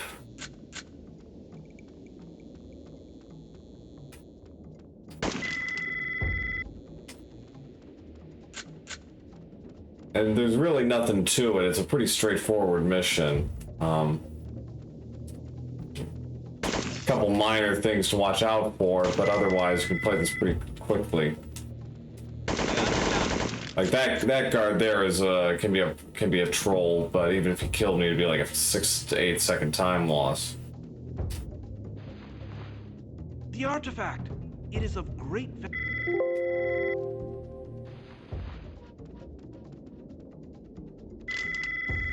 So now I gotta save a bunch of scientists by blowing up their cells and removing the last few computers from the equation.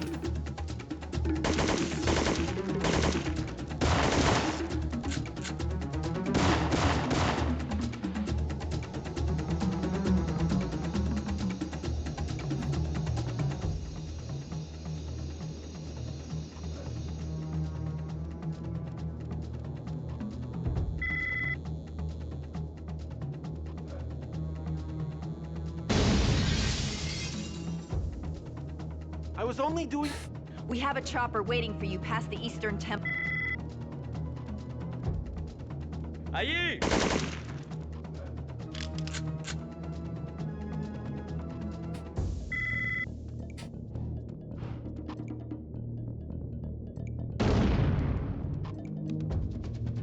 Please! We have a chopper waiting for you past the Eastern Temple. Yes, those pleases are about as great about as grating as they seem. All right, last computer. I'm gonna save Elsa. 'Cause she's not an enemy yet. Gabe, Romer is heading towards. Although for you Siphon Filter series fans, her entire character arc is pretty bizarre. Let's just say.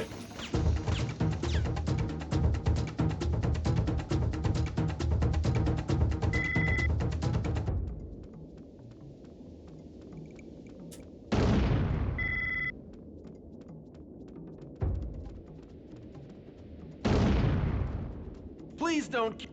We have a chopper waiting for you past the Eastern Temple. One more scientist and we're done. And we're gonna head back to the present with Gabe. Eastern Temple. That was our first exposure.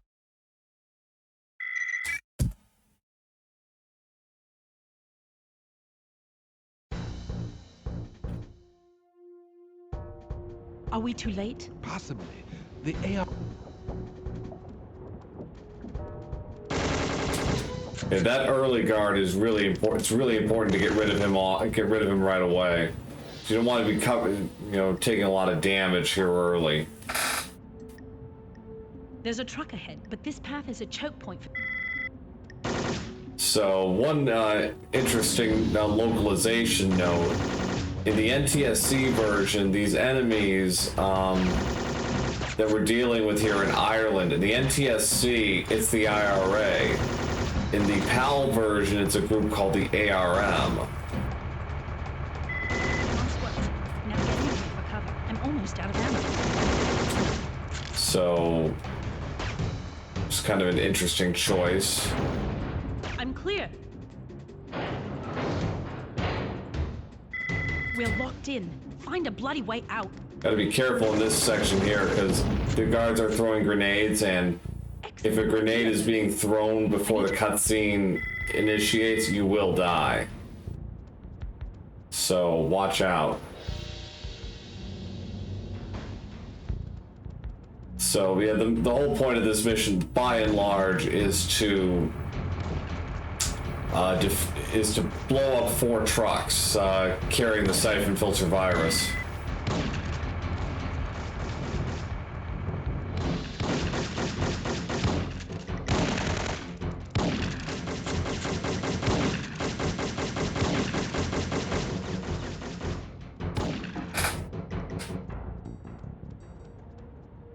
Although the find the truck part of this mission is now going to be... You go on, sir. I'll neutralize the threads. About to be delayed for this little fetch quest involving this guy Russell, Logan, who... This is my best locksmith, Jim Russell. Who is, was a locksmith, but somehow made it through MI6 training without being able to shoot.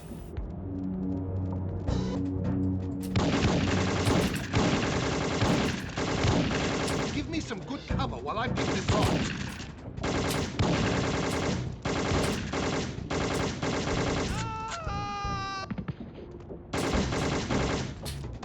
This section's pretty easy. You know, just crouch and shoot, you'll be fine.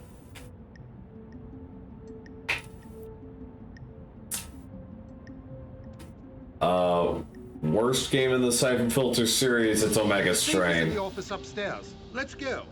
Largely because it was undercut by, you know, executive meddling, trying to turn it into something it wasn't.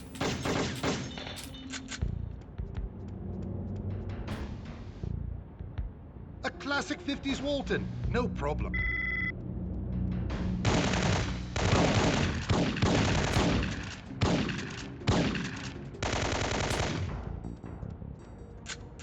Fortunately, it's more than unfortunate. Omega Strain probably killed the franchise. As it is with other spots, I'm going to climb on this ledge, on the edge of these crates here, so I don't have to deal with. Safe contents. You hold these guys. You know, so I don't have to deal with a couple of guards here. Save myself some trouble. So now we're gonna get this. We're gonna pick up the spider again, and it's gonna be very useful. Not so much in this mission, although you could use it here, but I'm gonna use it exclusively in the next mission. But I have enough HK5 and PK102 ammo.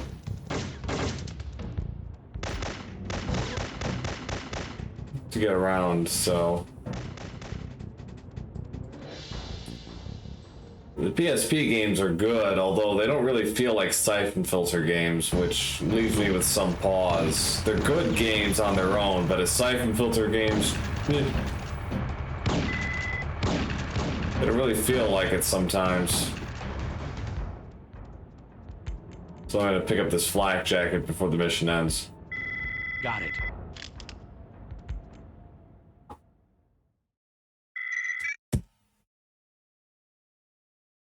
Alright, so now we get to do another escort mission here, this time for Nigel Cummings. Nigel Cummings is pinned.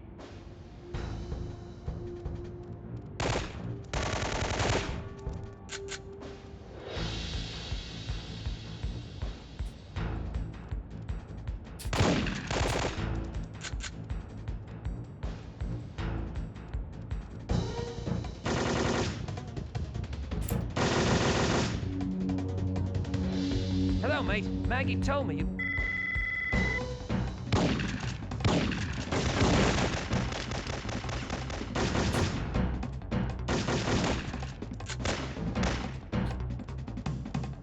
The main thing with Nigel is you cannot get too far in front of him, otherwise he'll die. We'll never make it through unless we stick together. So you just gotta be kind of pragmatic about it.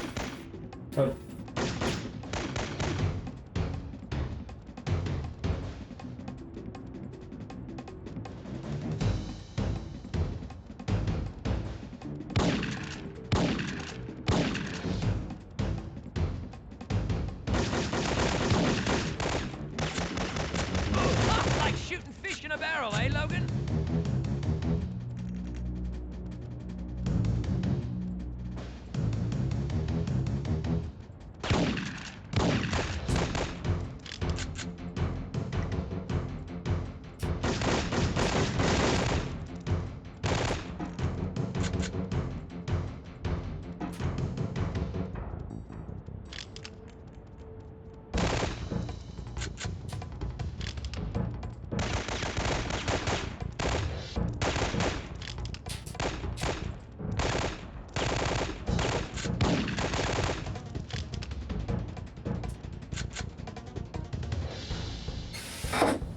Alright, so that's pretty much it. Now we're gonna find out that Nigel is actually working for the ARMs, so he's been a double agent the whole time, so we're just gonna kill him.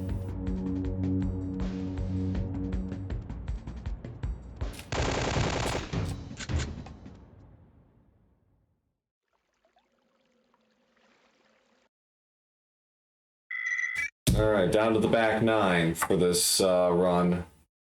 And it leads off with the hardest mission in the entire, in Siphon Filter 3. Recon indicates heavy minefields.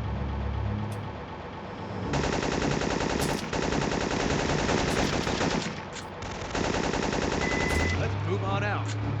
Because this is basically a giant escort mission, and unfortunately, all of the Afghan soldiers we deal with have super amounts of health.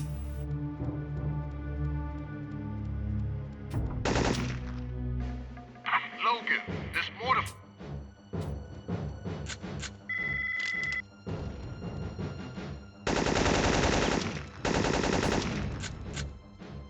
Yeah, this mission is definitely challenging.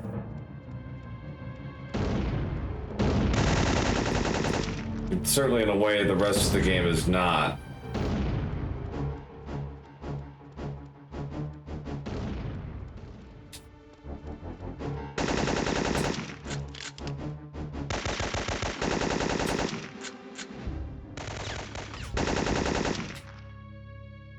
Road's clear.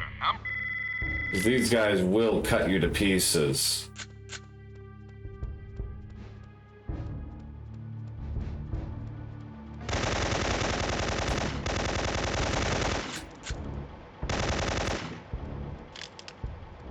Yeah, I'd agree with that. I think the Moscow missions for Leon are considerably more difficult than what came before it with Gabe in the museum. They were long, yes, but hard. Your mileage may vary.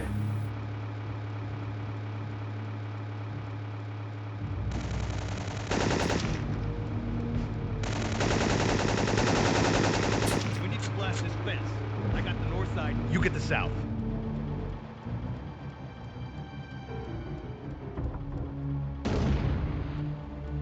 Got to be careful with this fence. You do not want to be too close because, yes, you can get blown up. There's a flak jacket in there if you need it, but you really if you play it right, you shouldn't.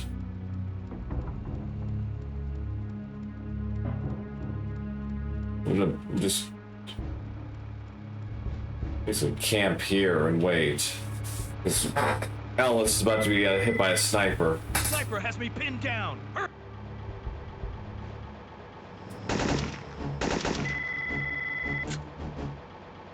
Classic box trap.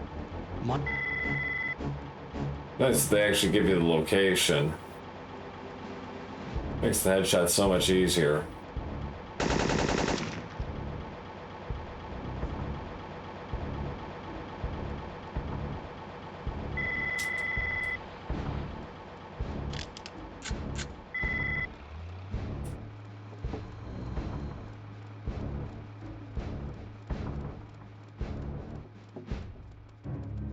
So this is not unlike the park mission where you gotta protect Ellis, you know, while he defuses this mine. Give me a few minutes and watch my back.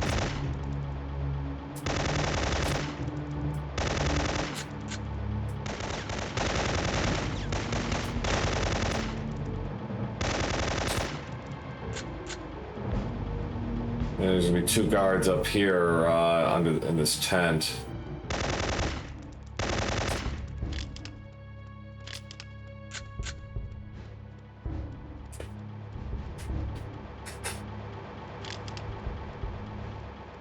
I'm just gonna help myself to some PK-102 ammo. It'll come in handy later. So we got 2 snipers here at the end of this tunnel, at the end of this canyon. You can get them pretty easily with. Damn it! Heavy sniper fire from the end of the valley. We're being flanked.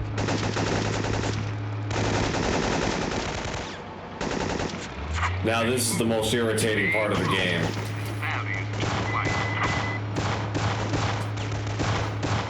Hugging the truck and using it as like basically a shield is about the only way you're gonna get out of this in one piece. But there's always a decent chance that, you know, Ellis is gonna screw you and get himself killed, so... because he is the most useless character in the series, perhaps.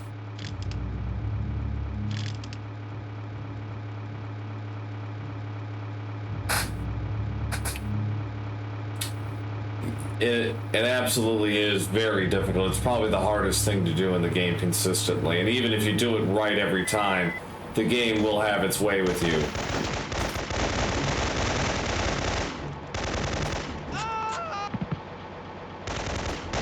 This final section, just take out 9 guards. They usually come in 3 waves.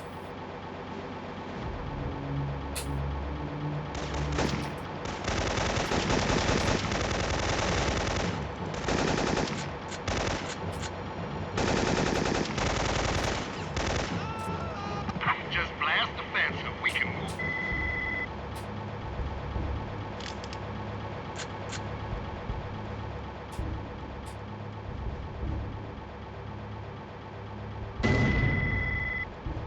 Yeah, I think when I did it on hard mode for that special request stream to run, I think it took me only 3 tries though. I think I got a decent pattern. Now the tank mission is pretty straightforward, but you got to be very quick. That's the main thing.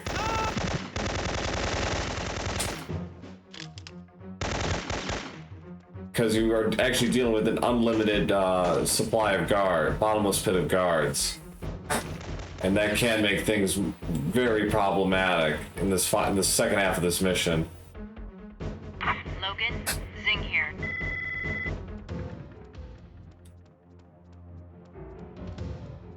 So basically, the whole point is grab some explosives, plant an explosive, and blow up the tank when it appears. Easy enough on paper, but the tank can be really dangerous. Got to be quick, and these guards are not going to make it easy.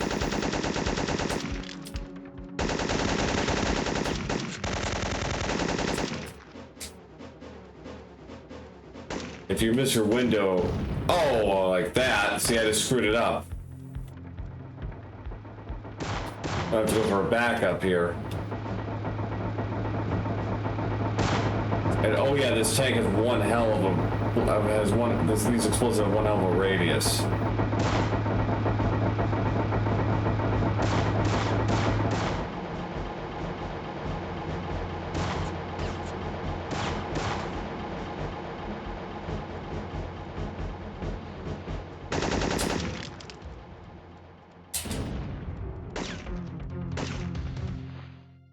So yeah, that's not the way that was supposed to go. I miscycled, so, but luckily,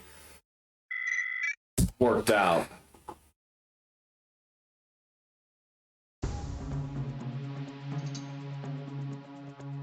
Powers, I just made... So now we're back to Leon, who's in the Australian outback, trying to stop the consortium, the people behind the agency, from continuing their siphon filter experiments.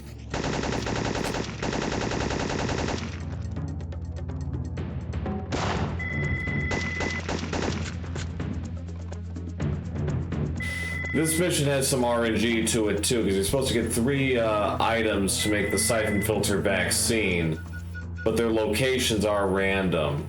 One is usually pretty consistent, the other 2, yeah, poke and hope.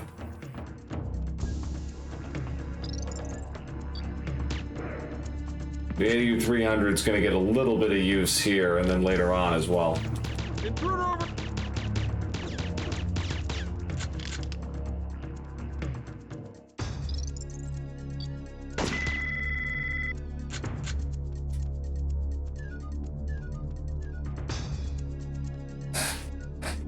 Leon Zing, who were you expecting?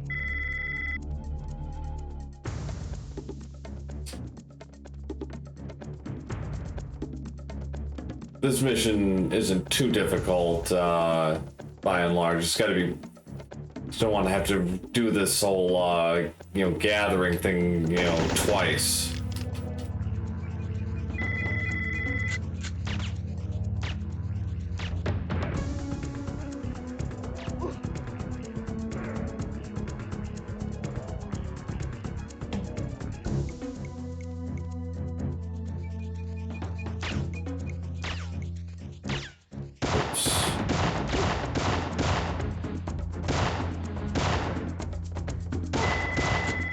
Oh boy.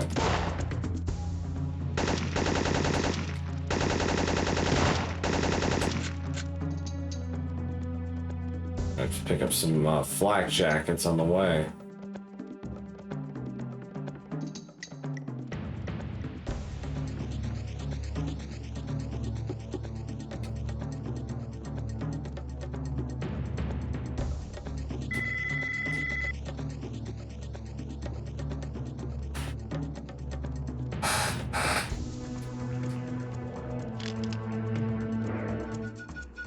Alright, that's fine.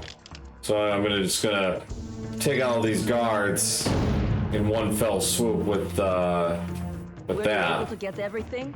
It's all right. We must move. Save us one hell of a gunfight.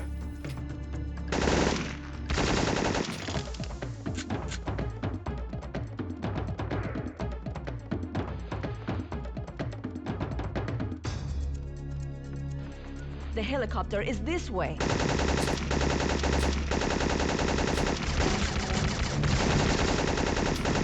These guards are actually armed with K3G4s, and they will cut me to pieces if they actually can get their sights on me. But luckily, they're not that accurate.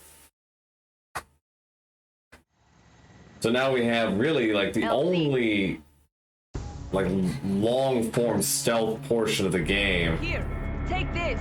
What's this? Where I have to take out the consortium commander Silver's before we can order the execution of the test subjects. So I have to take him out without setting off the alarm, which isn't that hard.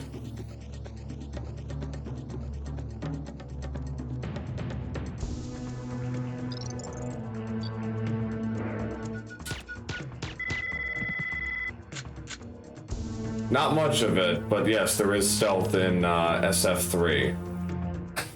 Thank you.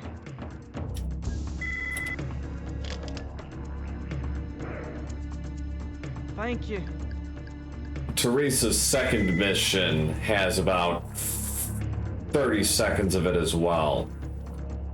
Now saving these test subjects can be really frustrating. Luckily, there's no RNG to their locations. Thank you.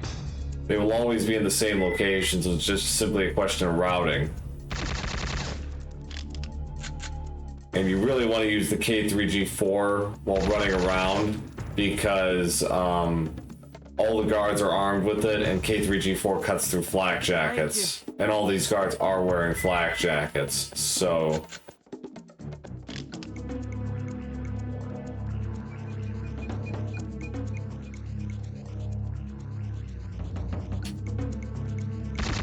She's helping the test subjects! Get her!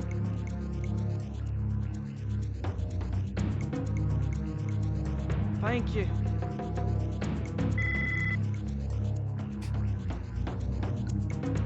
It's just one to go.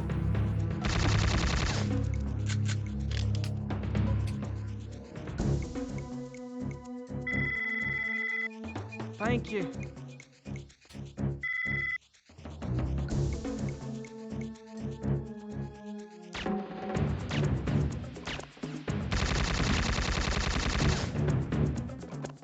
So because I was actually able to get there get to the crate that quickly, I actually skipped a conversation with Maggie.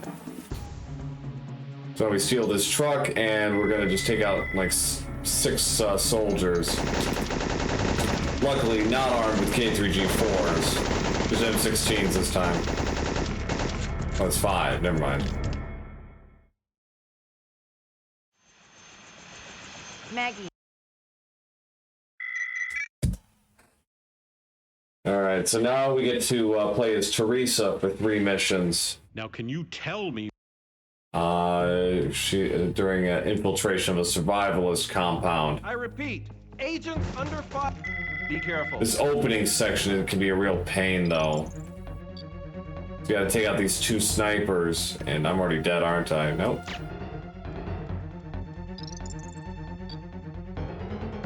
Nice work.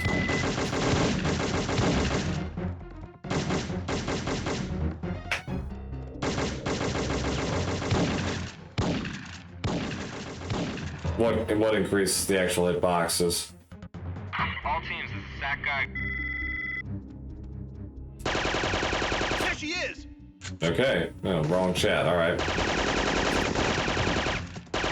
Moving right along then.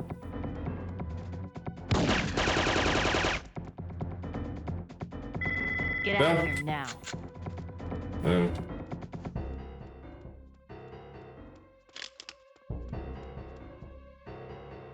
You never know, right? Hey, lady, these guys aren't FBI. You gotta help us. This... Do you know where the power lines cross through this forest? So basically, like a satellite has crashed here near the survivalist compound. They took the data. This is Lapon. And Beacons are plenty.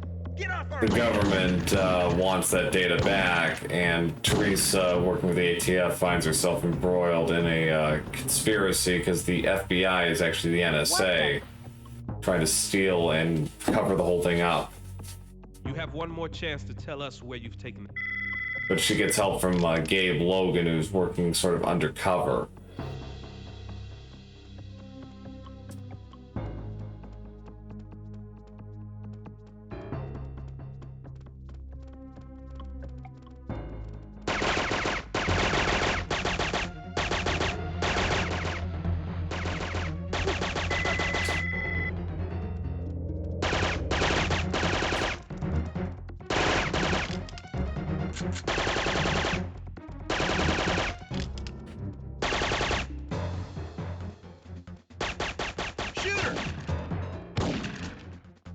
So actually getting that guy to run is actually a good thing, because he's just going to run. He's not actually going to shoot at me. Otherwise, I'd have to follow him or use a crossbow on him. I want to save crossbow ammo as much as possible. Kill her! She's seen too much!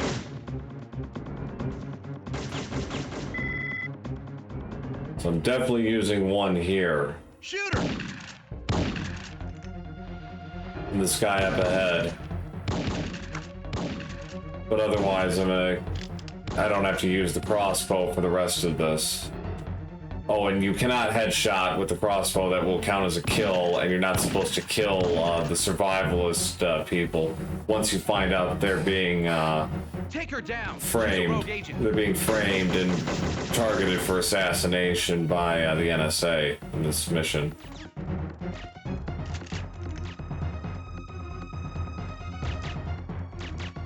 It's pretty easy though to just like slip past a lot of these guys. There she is! Because again, they're not really invested in you. They're interested in everything else. So Logan murdered 2 FBI.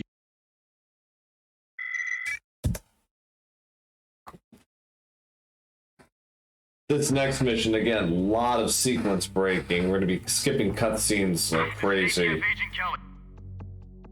If as much as we can, at any rate.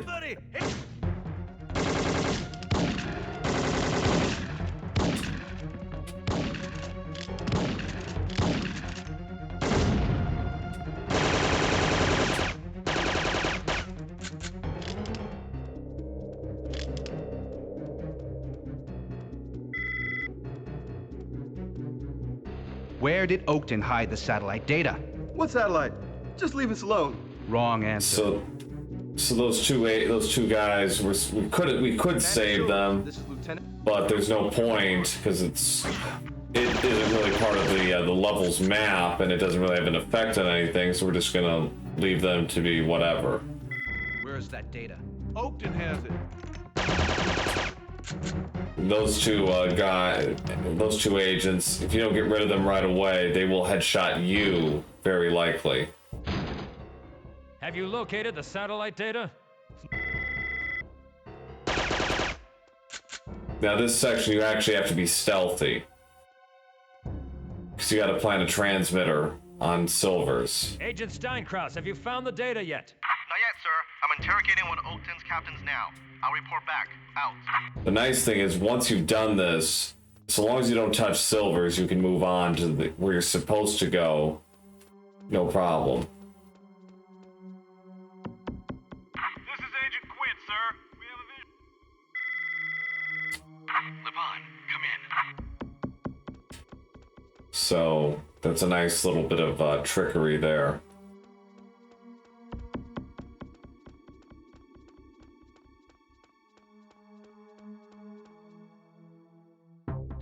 Teresa, is that you? Kelly. Yeah, hurry up and untie me. Now again with Kelly here, we're gonna try and take out these guys. I'm gonna go right down into this well here.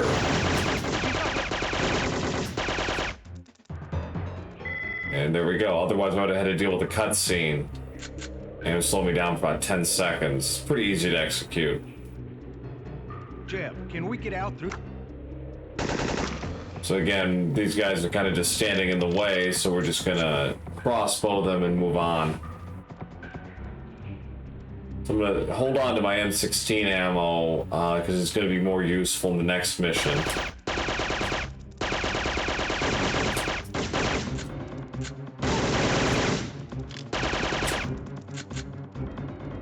Well, they get cut to pieces in the process, no guarantee of that. So I'm going to pick up an M79 up ahead here, and I'm going to try and get around these guys who are going to try to launch an ambush and get killed. I'm going out! Cover me in 3, 2... And hopefully not trigger the cutscene. Get back! Okay, so basically, like, if those guys had,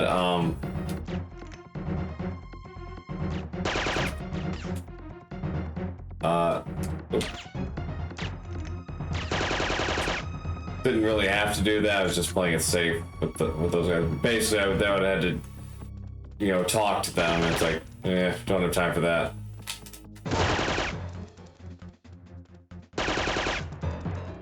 All right, so that's it for this mission. 3 to go.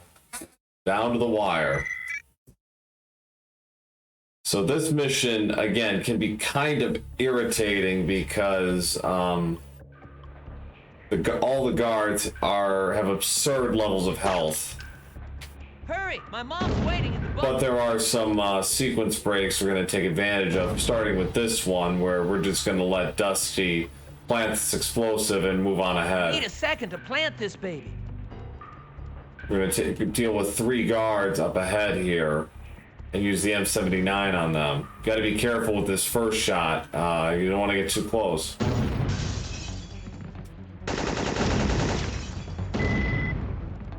Because you can very easily blow yourself up by mistake.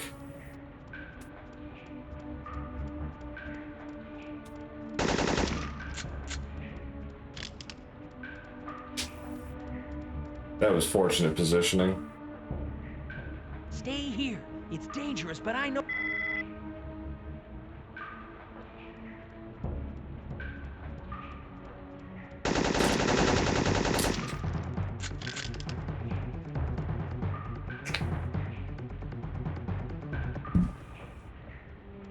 Oops. Use these. I can find my way around without them. I'm gonna try and get ahead of Dusty here because I don't want to be following him. That really can really mess things up in this next section here. So I have to deal with 2 guards on a twisting platform.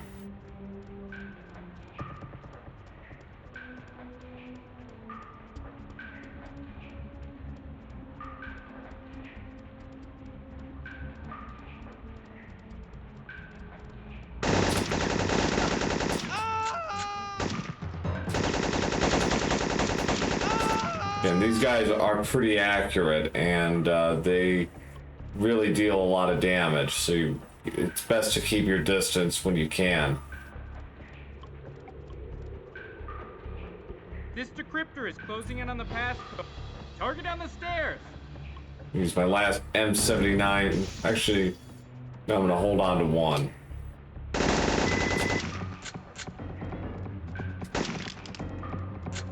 I'll hold on to it for a section a little later on.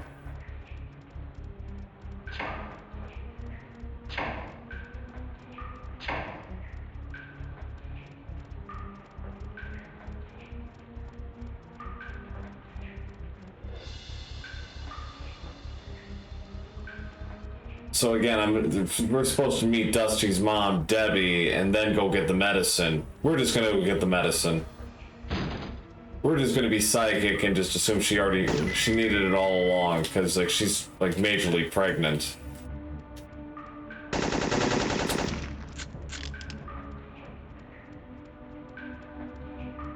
So we use the M79 on this guy here.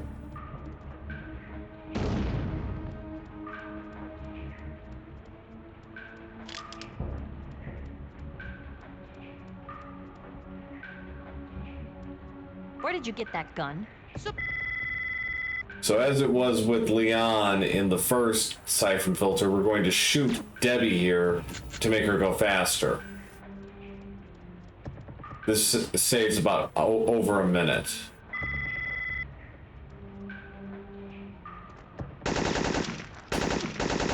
You going to let a pregnant woman go at it alone?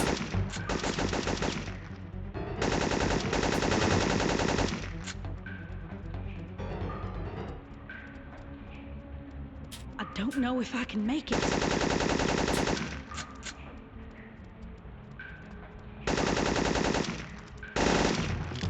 Like I said, these guys are just insane with the health.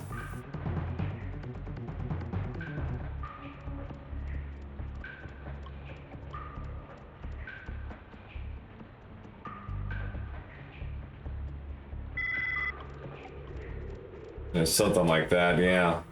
Down this way, Mom.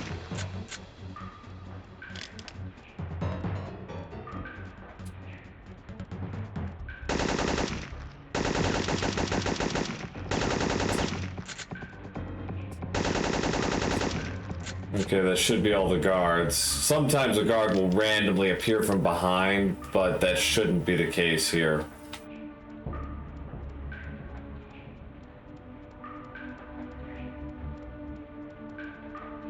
I don't take it for granted, though. I usually do make sure.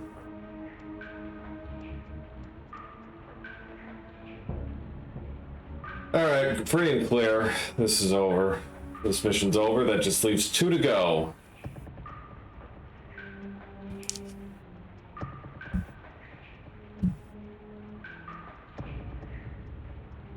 I'm gonna blast this to slow them down for good. Doesn't really slow them down though, because they're actually gonna come in through the windows now.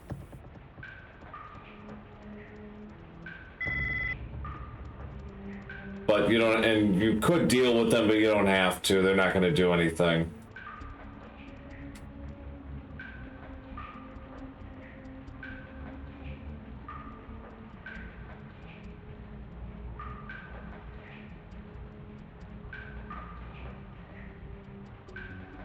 Logan, do you read me? Got it.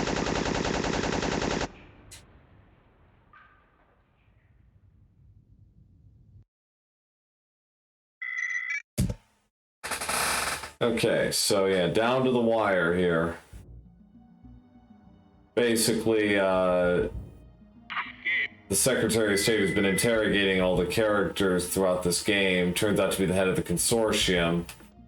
And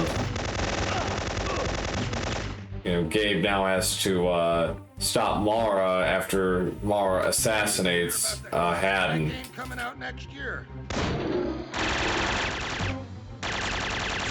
Dude, come on, get up. Hey, did you hear about that new spy game coming out next year? So there's really 3 components to this mission.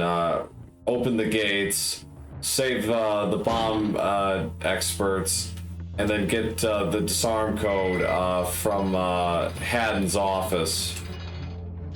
And we're gonna help ourselves with the K3G4 while we're at it.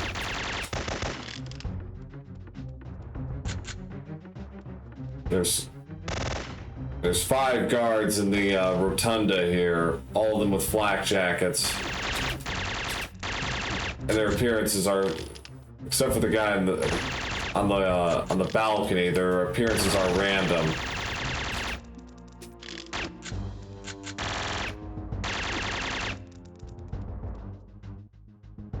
Thanks for the rescue. Right. How many bombs? So the K3G4 is pretty useful in this mission. There's a decent amount of these guards are wearing flak jackets. random.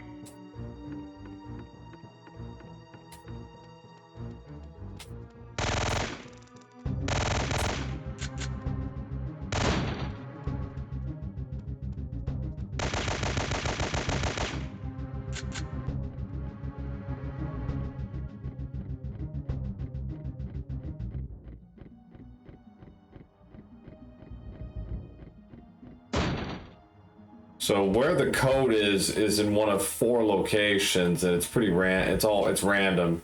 You want it to be by the desk. I got the camp. But you know, but that's pure RNG. Logan, shoot to kill.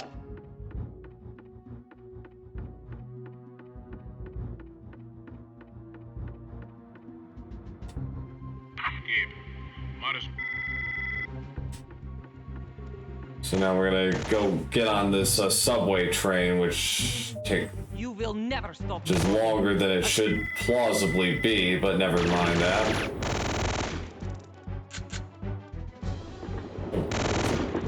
You can actually try to get across before that second train passes, but it's very tight. You got a decent chance of getting killed. Alright, final mission of the trilogy. Thanks to all who have stayed with it this long and, you know, haven't Mujari, I followed Mara. felt their brains melt. So I would not blame you if they did.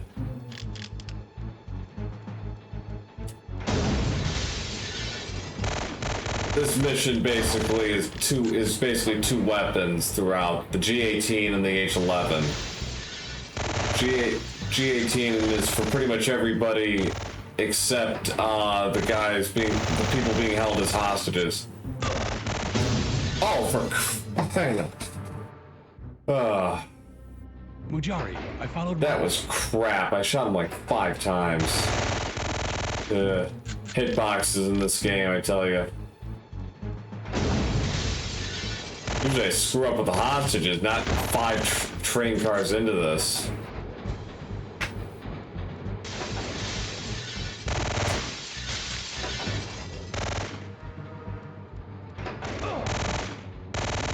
That's better. Yeah, so did I. I didn't think I was actually gonna get blown up by it, though.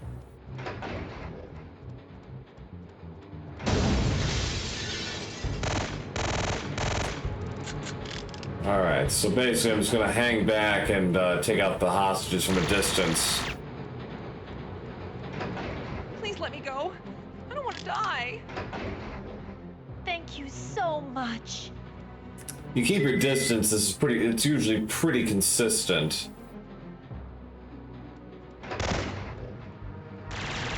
Don't let him get to Aramon. Yeah, this is just underway.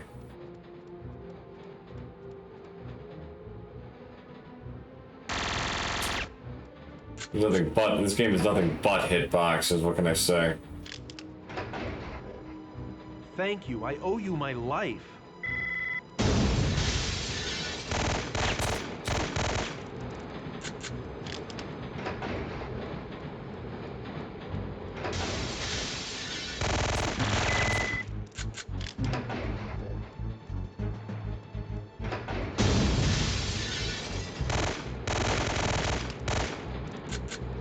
Alright, last hostage.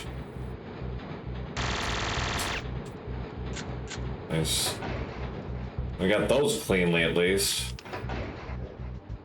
You almost got me killed. Alright, just a few more cars, and then we're gonna find out that Mara's terrorists are trying to separate the train cars so Mara can get away. There's an AU-300 here, but we're gonna skip that. We don't need it.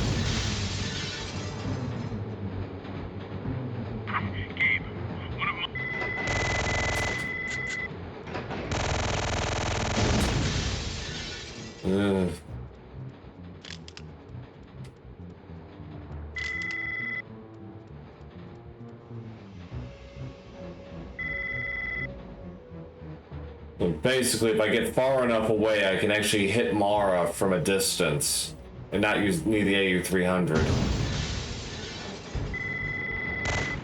Got it. Like that.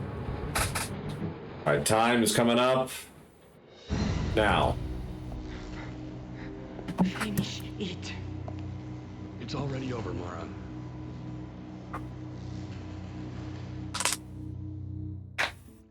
Okay, got it. Thanks. Yeah. It's gone. Apparently security didn't see anything. Cameras have been wiped. Figures. I guess your first task as agency chief will be tracking her down once and for all. No. My first job is rebuilding from the ground up. With people I So that's the Siphon Filter Trilogy, more or less. To train. How about you, Teresa? Looking for a job? No thanks. I'm heading back to the desert for some R&R. Besides, the Siphon Filter operation is finally dead. You don't need me. Interpol has tracked down the last of the Project Coven sites. So, but yeah, so, or destroyed. not quite what I was hoping for early on, but some good spots here and there, for sure. By looking for the truth. And overall, a solid performance. My PB is 350 on the nose, so, you know, not too bad. Siphon Filter 2 went pretty well, and that's always a nice thing. So, but yeah, thanks all to who watched and joined in on the chat. Thanks, special thanks to RGL, once again giving me the platform here and letting me close out this great event for its 5th campaign. It's been quite a ride, and I'm glad I got to showcase this entire trilogy for the PS1. So thanks all to them, to the staff, the admins, and everybody who put this event on, and all the other runners throughout this 9-day event. And good God, so many games, so many memories, and everyone here, you know, you guys are the ones in any and every way. You're the ones who helped put this together as well, and special thanks to you guys as well. So appreciate it. So hope to see you all next year for another Retrothon. It should be great. Thanks all.